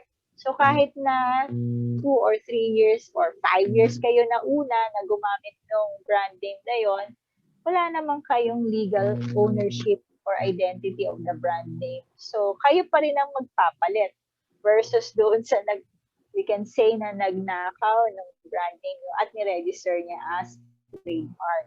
Okay, kasi meron siyang legal identity, pwede kayong idemanda kayo, wala, kahit kayo yung naunang gumamit ng brand name na yon. Okay? So, complete list of ingredients. Ayan. Except for single ingredient food. Katulad ng bottled water, hindi na nilalagay ingredient. Mineral water, ingredient, distilled water, hindi na kasi isa lang. Okay. Yung ground coffee, hindi na nilalagay ingredient. Ground coffee. hindi na kasi isa lang siya. Pero kung 3-in-1 coffee, meron siya. In more than one yung list of ingredients. So, kailangan ilagay yung complete list of ingredients. It shall be declared on the label. And the list of ingredients shall be declared in descending order of predominance. Yun nga, from the biggest quantity to the smallest quantity. Okay? So, example, ito nga, kung pure cow's milk, single ingredient, di na kailangan ilagay yung ingredient. Mango puree, di na kailangan ilagay yung ingredient. Okay? The list of ingredients shall be headed or preceded by an appropriate title which consists of or includes the term ingredient. Hindi yung basta sinulat nyo na lang dun yung ingredients. Kailangan meron siyang precedent na word na ingredient with colon. Okay? So, tandaan nyo, you can review the list of ingredients of your food products. It should be from the biggest to the smallest quantity. Kahit non-food products, ganun din. It should be from the biggest to the smallest quantity. Kasi yun na yung ingredient. Okay? So, net content and drained weight. The net content shall be declared using the metric system. Sa Pilipinas, metric system tayo. Sa Amerika, English system sila, of course. Kasi yun na talaga yun, sila nag-develop nun. Okay? International system of units in either the principal display panel or information panel and in parallel to the base of the package. Ganito, net weight, buo. It should be spelled out. W-E-I-G-H-T, hindi W-T. Okay? Kasi parang code siya. So, it should be spelled out. Or net content. And with take note, may colon, kailangan may colon. Okay. For multi-unit retail packages, a statement of the quantity of contents on the outside package shall include the number of individual units, the net content of each individual unit, and in parentheses, the total quantity of contents of the multi-package. Halimbawa lang, meron tayong sachet, banana chips, na maliliit, tapos nakapackage siya sa malaking plastic. So, kung ilang sachet ng banana chips doon, halimbawa 10, at yung weight ng bawat sachet, halimbawa 10 grams, yun yung nakalagay sa label. Nakalagay doon, halimbawa 10 times 10 grams. Tapos, enclose in parentheses, di ba? 10 times 10, 100. Tama, 100 grams. So, ganun po yung pag-declare. Kailangan i-declare nyo ilan piraso, ilan packs, weight of each pack, and then enclose in parentheses, the total net weight of yung multi-pack. Kasi multi-pack, madami siyang maliliit na packages sa loob.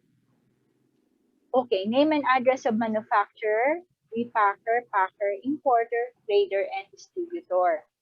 So name and address of the manufacturer, repacker, packer, importer, trader, or distributor of the food shall be declared on the label of locally manufactured products.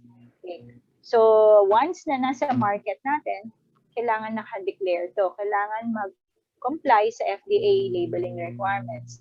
If the prepackaged food is not manufactured by the person or company whose name appears on the label, the name must be qualified by manufactured for or packed for or similar expression. Okay? And kung distributor yung company dito sa Philippines, so nakalagay dapat distributed by complete company name and then address of the distributor here in the Philippines. Kailangan yun. Yan, lot identification. Ito, napansin ko, hindi po lahat naglalagay ng lot identification number or batch ID number sa package.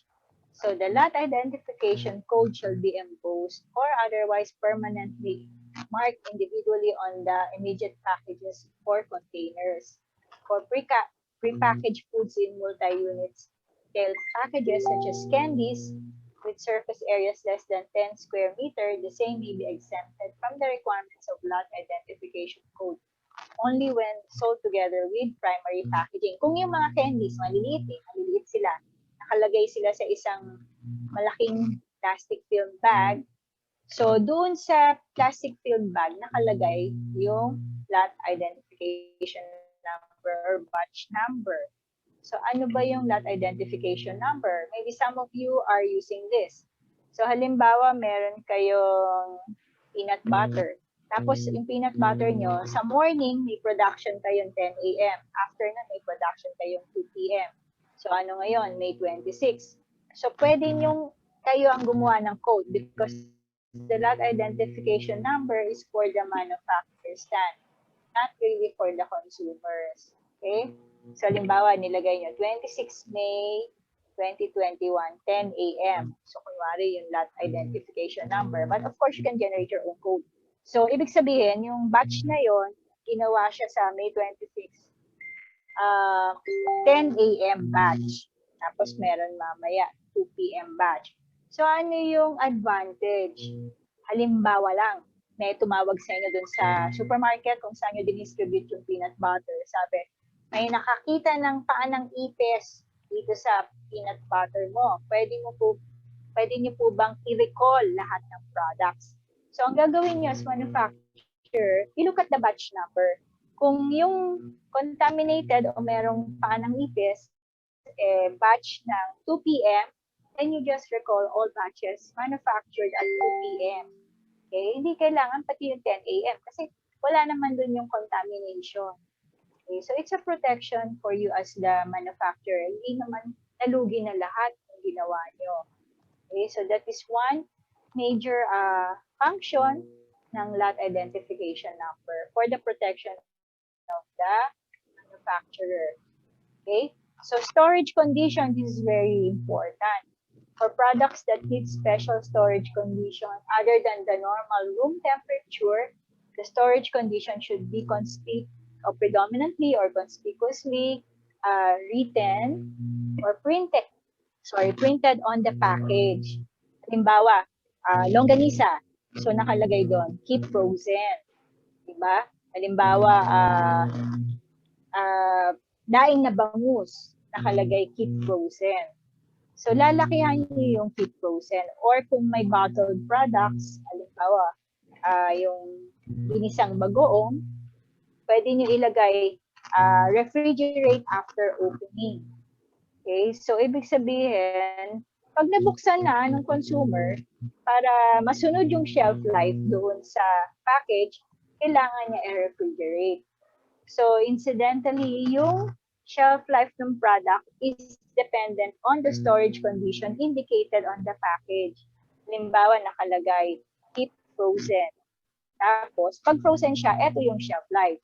Halimbawa, sinabi ng consumer, bakit wala pang June 30 na spoil na tong product? So, you can ask the consumer, nakalagay dyan, keep frozen, ilagay nyo ba sa freezer? Pag di niya nilagay sa freezer, then it's the fault of the consumer. Okay, so dependent sa storage condition yung shelf life na ilalagay nyo doon sa, or expiry date na ilalagay nyo doon sa packaging nyo. Okay. Ito na, expiry or expiration date. So, hindi na pwede ilagay best before, kailangan nakalagay na siya expiry or expiration date. Meaning, after nung expiry or expiration date, hindi na siya pwede i-consume.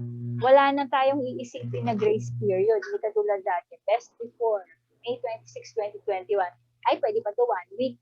Iba, ay pwede pa to 2 weeks. Ay pwede pa to 1 month. So masyado siyang, there's so much room for speculation to the extent na baka maging health risk na siya for the consumer. So, pag nilagay dyan expiry date, after nung nakalagay na expiry date, do not consume the food anymore. Tapon nyo na siya. Huwag nyo rin pakain sa pets nyo kasi baka mamaya mapahamak din yung pets. Okay? So, usually, ang declaration of the day and year are numerical, while the declaration of the month must be in words to avoid confusion. So, siguro merong more than 2 years ago, sinabi na ng FDA labeling requirements, kung pwede, yung month should be spelled out. or yung short name ng month. Para hindi lahat numbers, kasi minsan hindi na malaman kung inuna ba yung day, tapos month, or inuna ba yung month, tapos day. Okay? So halimbawa, meron kayong bakery or bake shop, tapos syempre nandun yung mga bake products nyo. So if the bake products has shelf life of less than 6 months, pwede nyo nang ilagay dyan. Expiry date, halimbawa June 30. So kahit wala na yung year.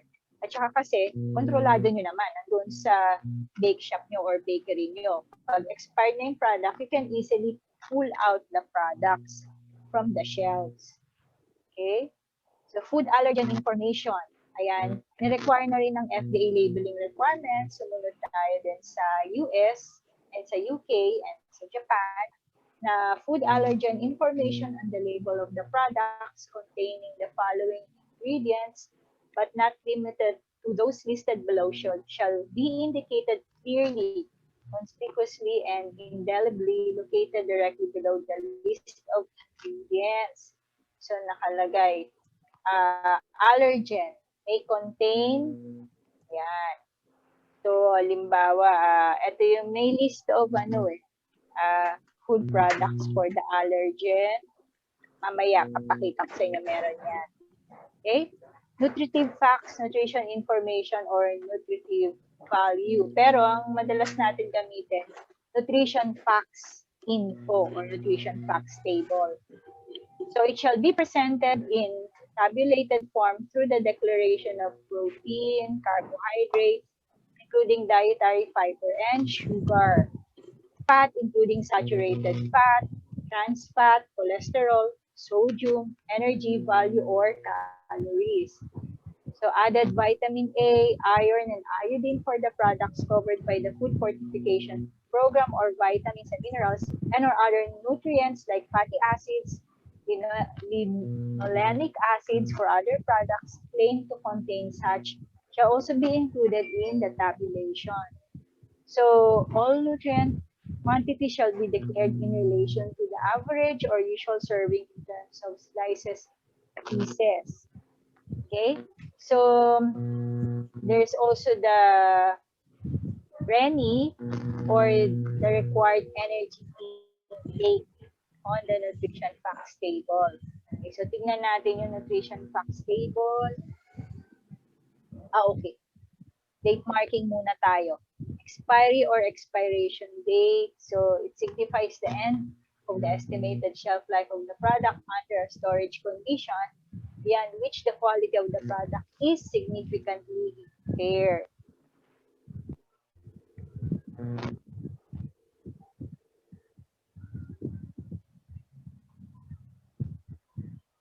Okay, so date marking format. So yun nga, the month should be spelled out. And usually sa Philippines, ito yung format natin day, month, and year. Okay, sa ibang countries naman, month, day, and year. So products with shelf life of less than 1 month may indicate only the day and month. Okay, those with shelf life less than 6 months may indicate the month and year.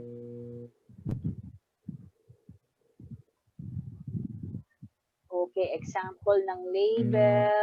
Ayan, brand name. Ayan yung product name.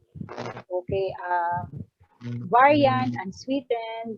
Okay, marketing line, pwedeng for cooking, beverage, and dessert. As simple as that, pwede na yan ang marketing line.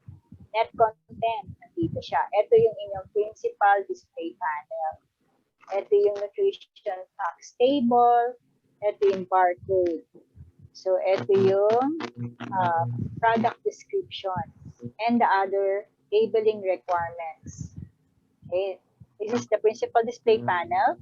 This is your information panel.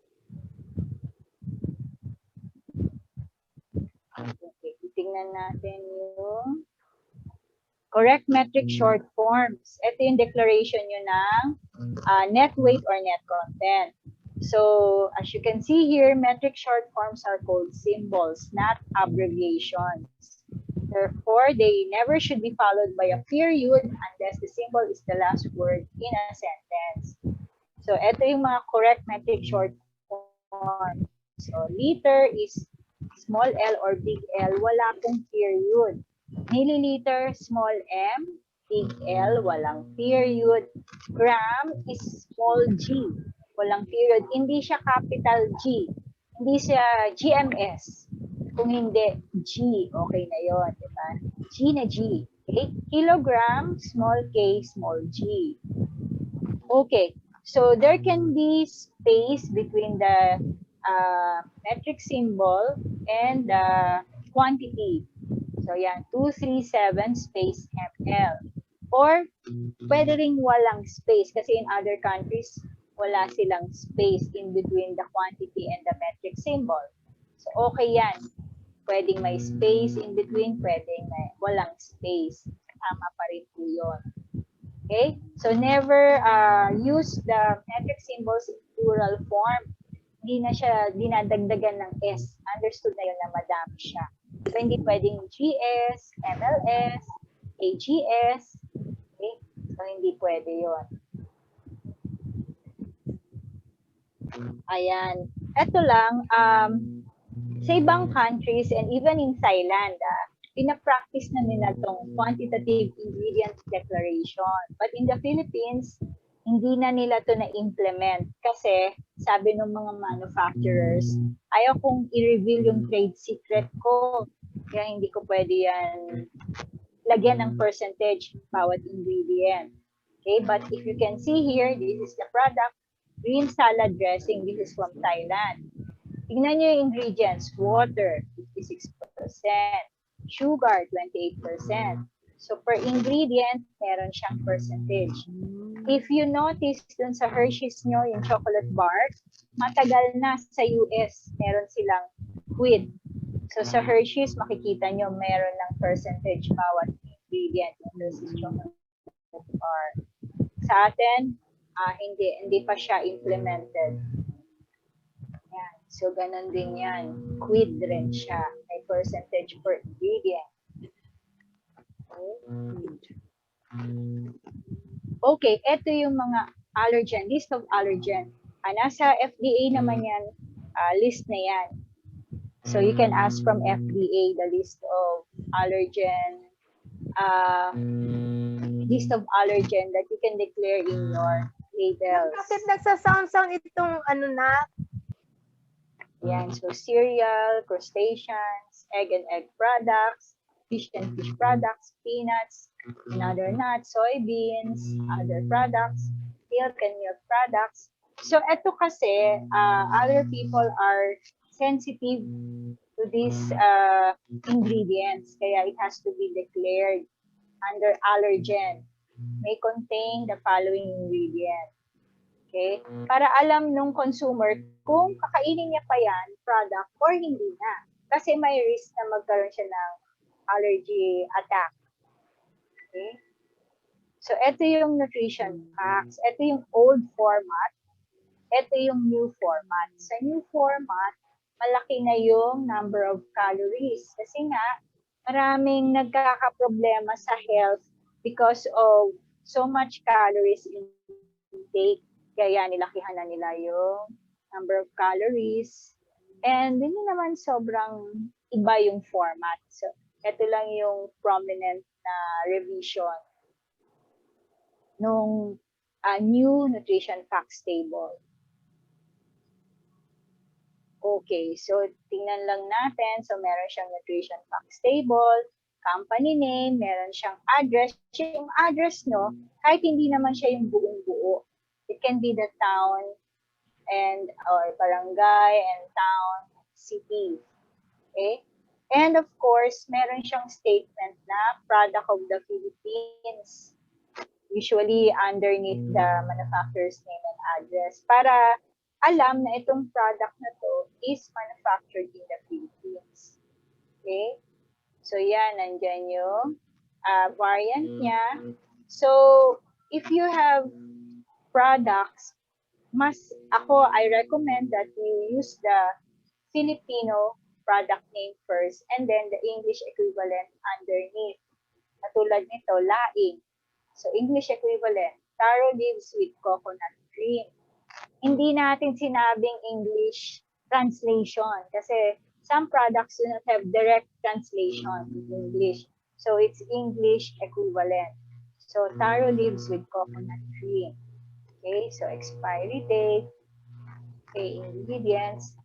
Okay, so please take note na itong ingredients, itong manufacturer's name and address, product of the Philippines, net weight, should at least be 30%. Dito siya nakasulat, 30% lower part of your label. Okay, hindi siya dun sa taas.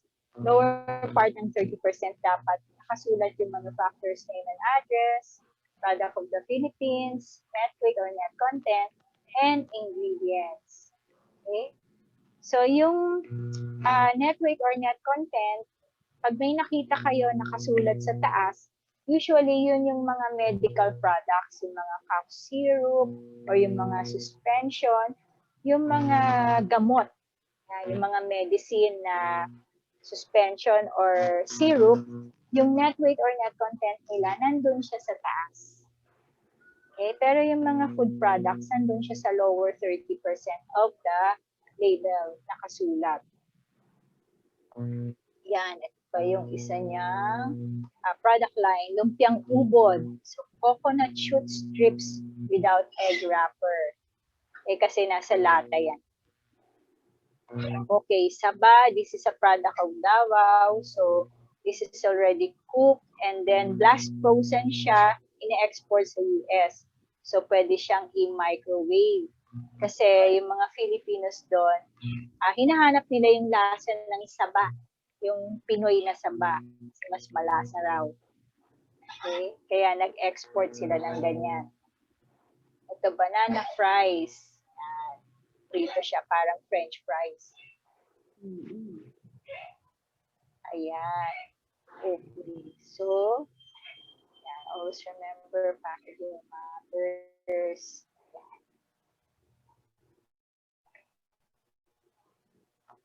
Yan. Nakita niyo yung email address. Oo, hinihingi po nila yan. Pero sabi ko that they might as well enroll in the mentoring para magkita po kayo ulit ng mga MSMEs natin dito sa room. So, yeah.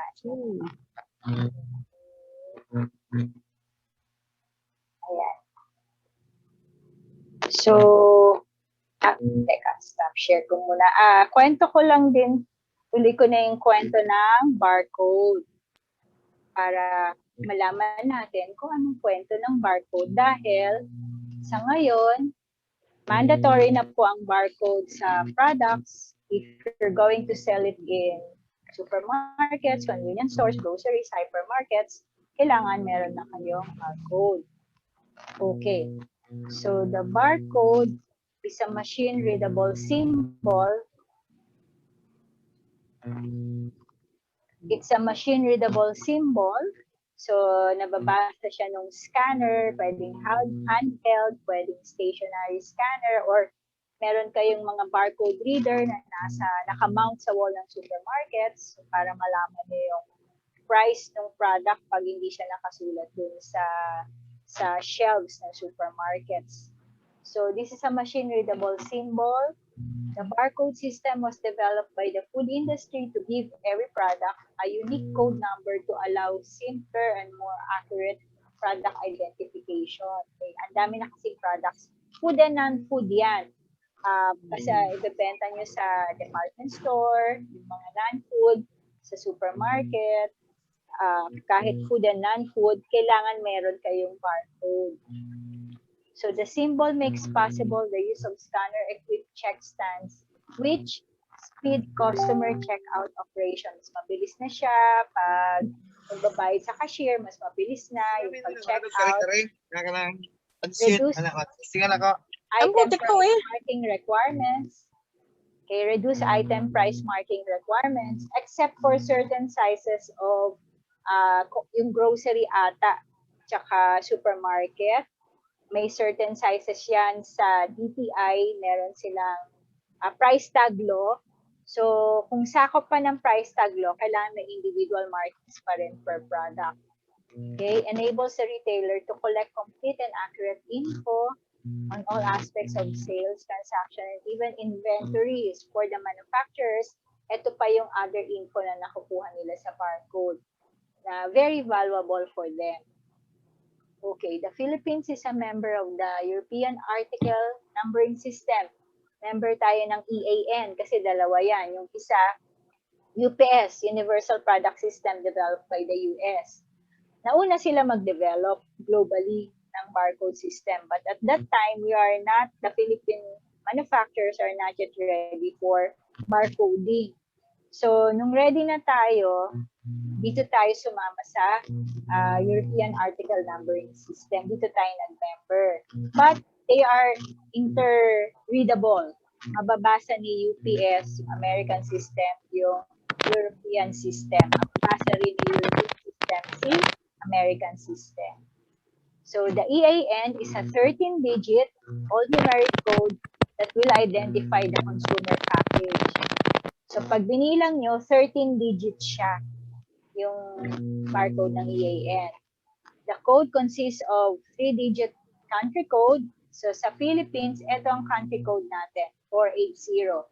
Hindi na yan magbabago kasi bawat country may naka-assign na country code. So tandaan nyo, pag nakakita kayo ng 480 sa barcode ng product, food or non-food, ibig sabihin, manufactured siya sa Philippines.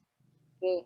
4-digit manufacturer's identification number. So in this case, 9011 identification number yan ng manufacturer.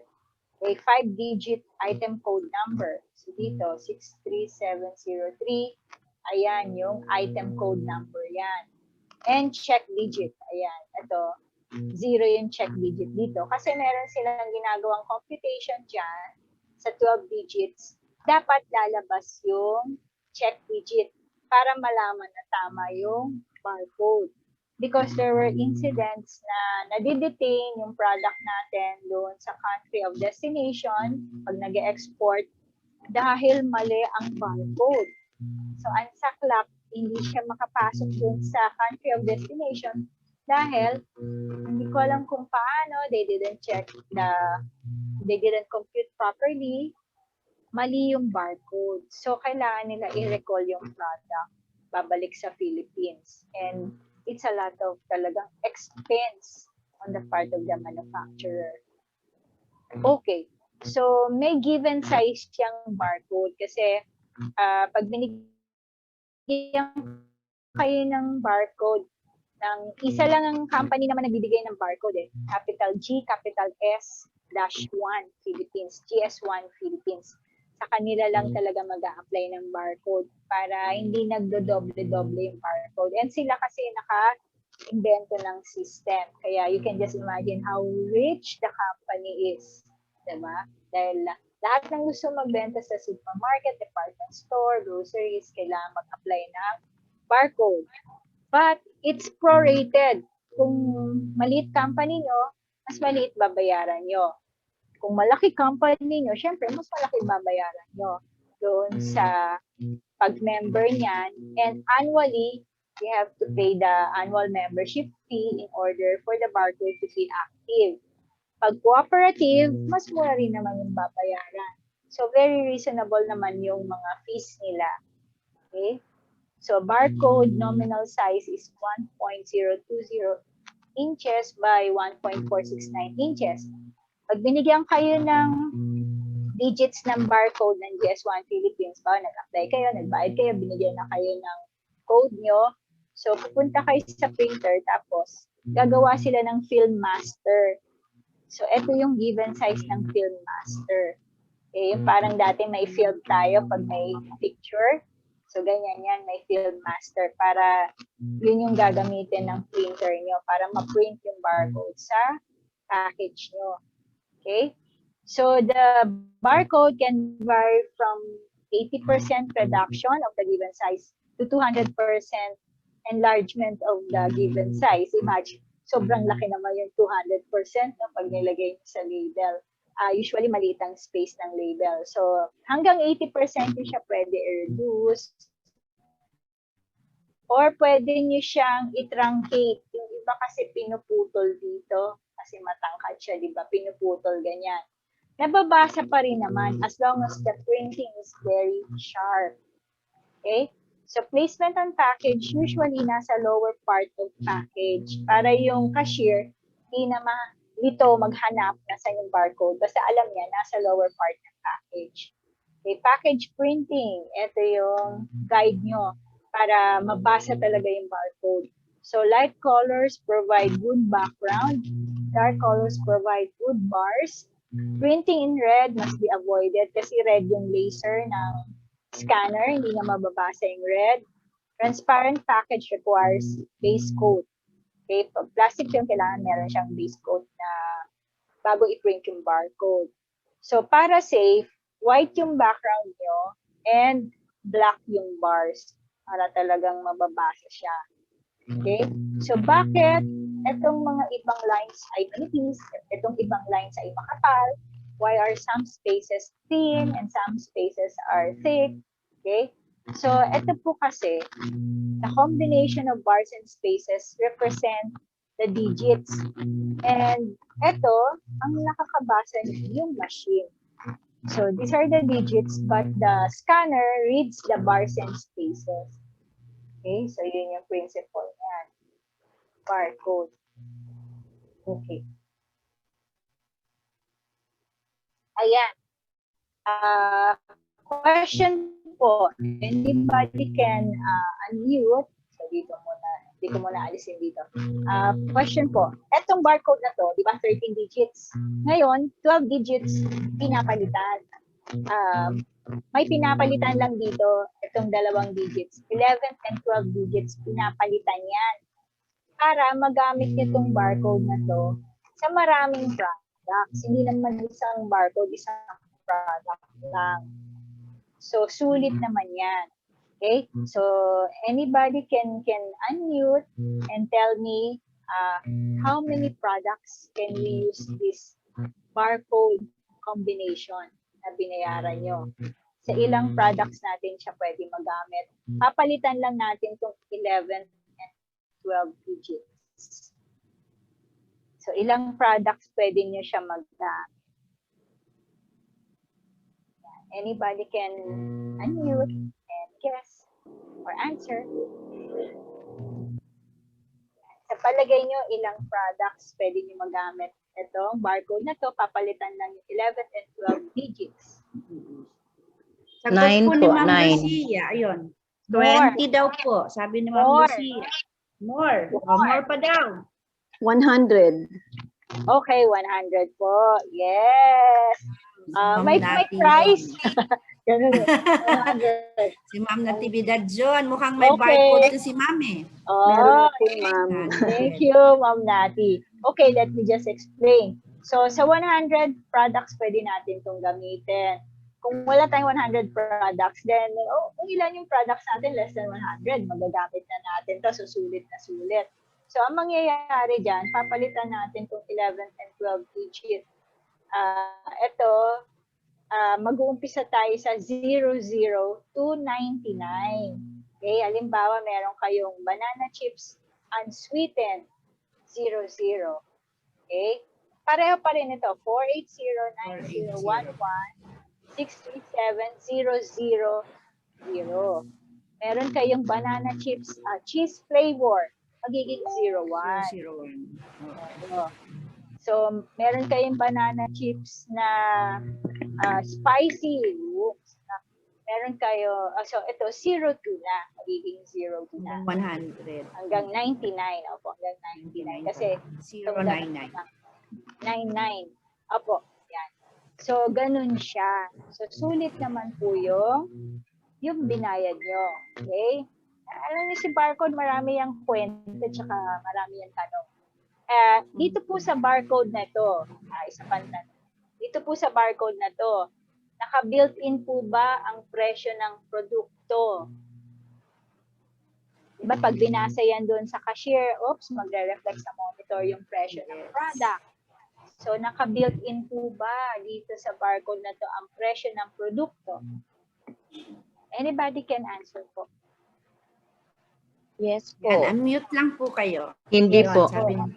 Yan, may nagsasabing yes, may nagsasabing hindi. Yan, sige. So, ikwento ko po sa inyo. Ito po, barcode na to, pag pinasa ng isang cashier doon sa terminal na yon, mangyayari, information na yon, dadalhin ng terminal na yon sa database ng department store or supermarket, doon nakasulat lahat ng barcode. Tapos, pag nahanap na niya yung barcode na binasa doon sa cashier na yon, tignan yung corresponding price, tapos ibabalik yung information doon sa cashier kung saan binasa yung barcode. So, meron siyang system. So, doon lang siya binubura sa database kung nagbago na yung presyo ng produkto. So, hindi po naka-build in sa barcode yung presyo. Nandun siya sa system, nasa database, no? Department store or supermarket. Yan. So, yan po ang kwento ni barcode. So, kung halimbawa lang, ready na kayo mag-apply ng barcode, pwede nyo i-google yung capital G, capital S, capital GS-1 Philippines. Tapos, meron sila naman online application for barcode. Yun. Tapos, meron din silang brief orientation of the barcode kung mag-a-apply na kayo sa kanila. Okay, so that's the end of the story of the barcode. Yun. Yan. Meron po bang questions? Miss Lisa, may questions po ba sa inyo? Okay, so maraming salamat. Salamat po sa interest nyo kasi we started at 154 and we are still 116 in the room. So, ibig sabihin po, we are all interested really to learn packaging and labeling. Thank you po for staying. Actually, we are already on overtime. So, ang gagawin po natin ay, kasi mukhang yung tanong na dalawa sa labeling has already been answered. So, mukhang wala pa po ako nakikitang tanong. Just an announcement. Number 1, you will all be given, those who are interested to have a notes, kasi po, mahirap matandaan, di ba? Yung maraming mga pointers and things na diniscuss ni Ma'am Veronica. So Ma'am Veronica is kind enough to come up with a handouts. Parang handouts for us. Binigay niya na po sa amin ito. So we are ready to send it to you. Just put in again in the chat box your name, your email address, and contact details so we can give it to you. So hindi na kailangang magkopya, so you have something to review. Yung po kaya lang, yung pong packaging, wala pong mga pictures. They are really just the notes. The important things that you need to know. And then second po, for those who are interested to receive a certificate of attendance, for this, we can also give out from USAID. All you have to do is just also chat in the box that you are interested to receive. Kasi hindi naman po lahat ay gusto ng certificate of attendance. So, ilagay din po dyan because Lai and Rax will help us, will email you that certificate of attendance. Name pa po, Ma'am Sir Mark, para po tama yung pangalang mailagay. And then third is again the mentoring. If you want to be with Ma'am Veronica again, kasi po she's really very, very knowledgeable and expert in packaging and labeling, we can see Ma'am Vero again on a one-on-one. Kayo lang po. For mentoring and coaching. So you just have to enlist and that is for free. Okay po, sa lahat ng aming CDICTs. So mukhang it's 4:51. I will not be opening this again for question and answer. You might as well just note it and take advantage of the free mentoring and coaching with Ma'am Vero. And we will be scheduling, we will get back to you and we will schedule it with her. Okay po. So, natutuwa po ako. This has been a very interesting, very Teka po, substantial. Miss Lisa, Yes, meron pala, naalala ko, yung tanong ko kanina. Ayun po, yun na nga po. Beverage or Yes. drink is the hardest to package? Yan. Wala kaming pang premyo. Si Ma'am Gemma nandito pa. Magpe-premyo si Ma'am Gemma. Pakisagot po yun. Ano na lang, para Pakisagot. The hardest to package. hardest to package na beverage or drink. ano po. Oo. Yan yung last question ko sa inyo. Sige, pwede naman po mag-unmute, tapos sabihin niyo yung answer nyo. Pwede pong manghula, pwedeng ano. Oh, Yan, beer daw po, wrong. Di ba ma'am? Beer is Milk po, wrong. milk. May Milk. nakita ako na tamang sagot earlier before. Ano daw po?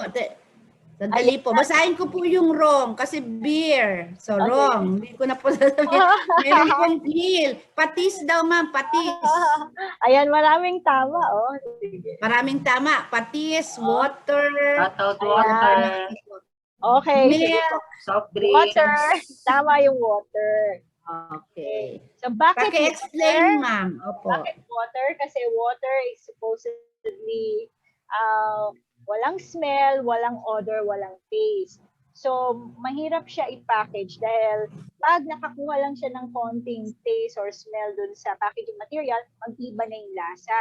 A very good example is yun nga pag halimbawa tagbilaran ka, pagtapos pumunta ka sa ibang province ng Bohol, tapos o ibang town ng Bohol, kahit town lang pwede nyo, ewan ko na-experience nyo to, pero na-experience ko, pwede nyo sabihin na may lasa yung tubig nila. Iba yung lasa ng tubig nila. Pero, sa totoo lang, tubig yun diba? Hindi siya flavored Yun, kaya mahirap siya i-package kasi it has to remain tasteless and odorless. So yun, nakita nila, aside from glass bottle, ang magandang alternative packaging na hindi heavy at hindi nababasag is yung PET bottle. So yung PET bottle, pag ininom nyo, di ba, wala naman amoy, wala naman lasa. Except pag ininuman nyo, hindi nyo inubos, sinara nyo, mapapansin nyo nga na pag open nyo, medyo may smell na siya konti kasi nga na-oxidize na siya napasukan na siya ng air. So yun po, water ang pinakamahirap i-package. Yeah. Okay. So, mukhang 3 po ang nakatama ng sagot. Maraming Yay! salamat and congratulations. Yay! Okay, Palakpakan. so it's 4:54. Thank you so much po. I've been with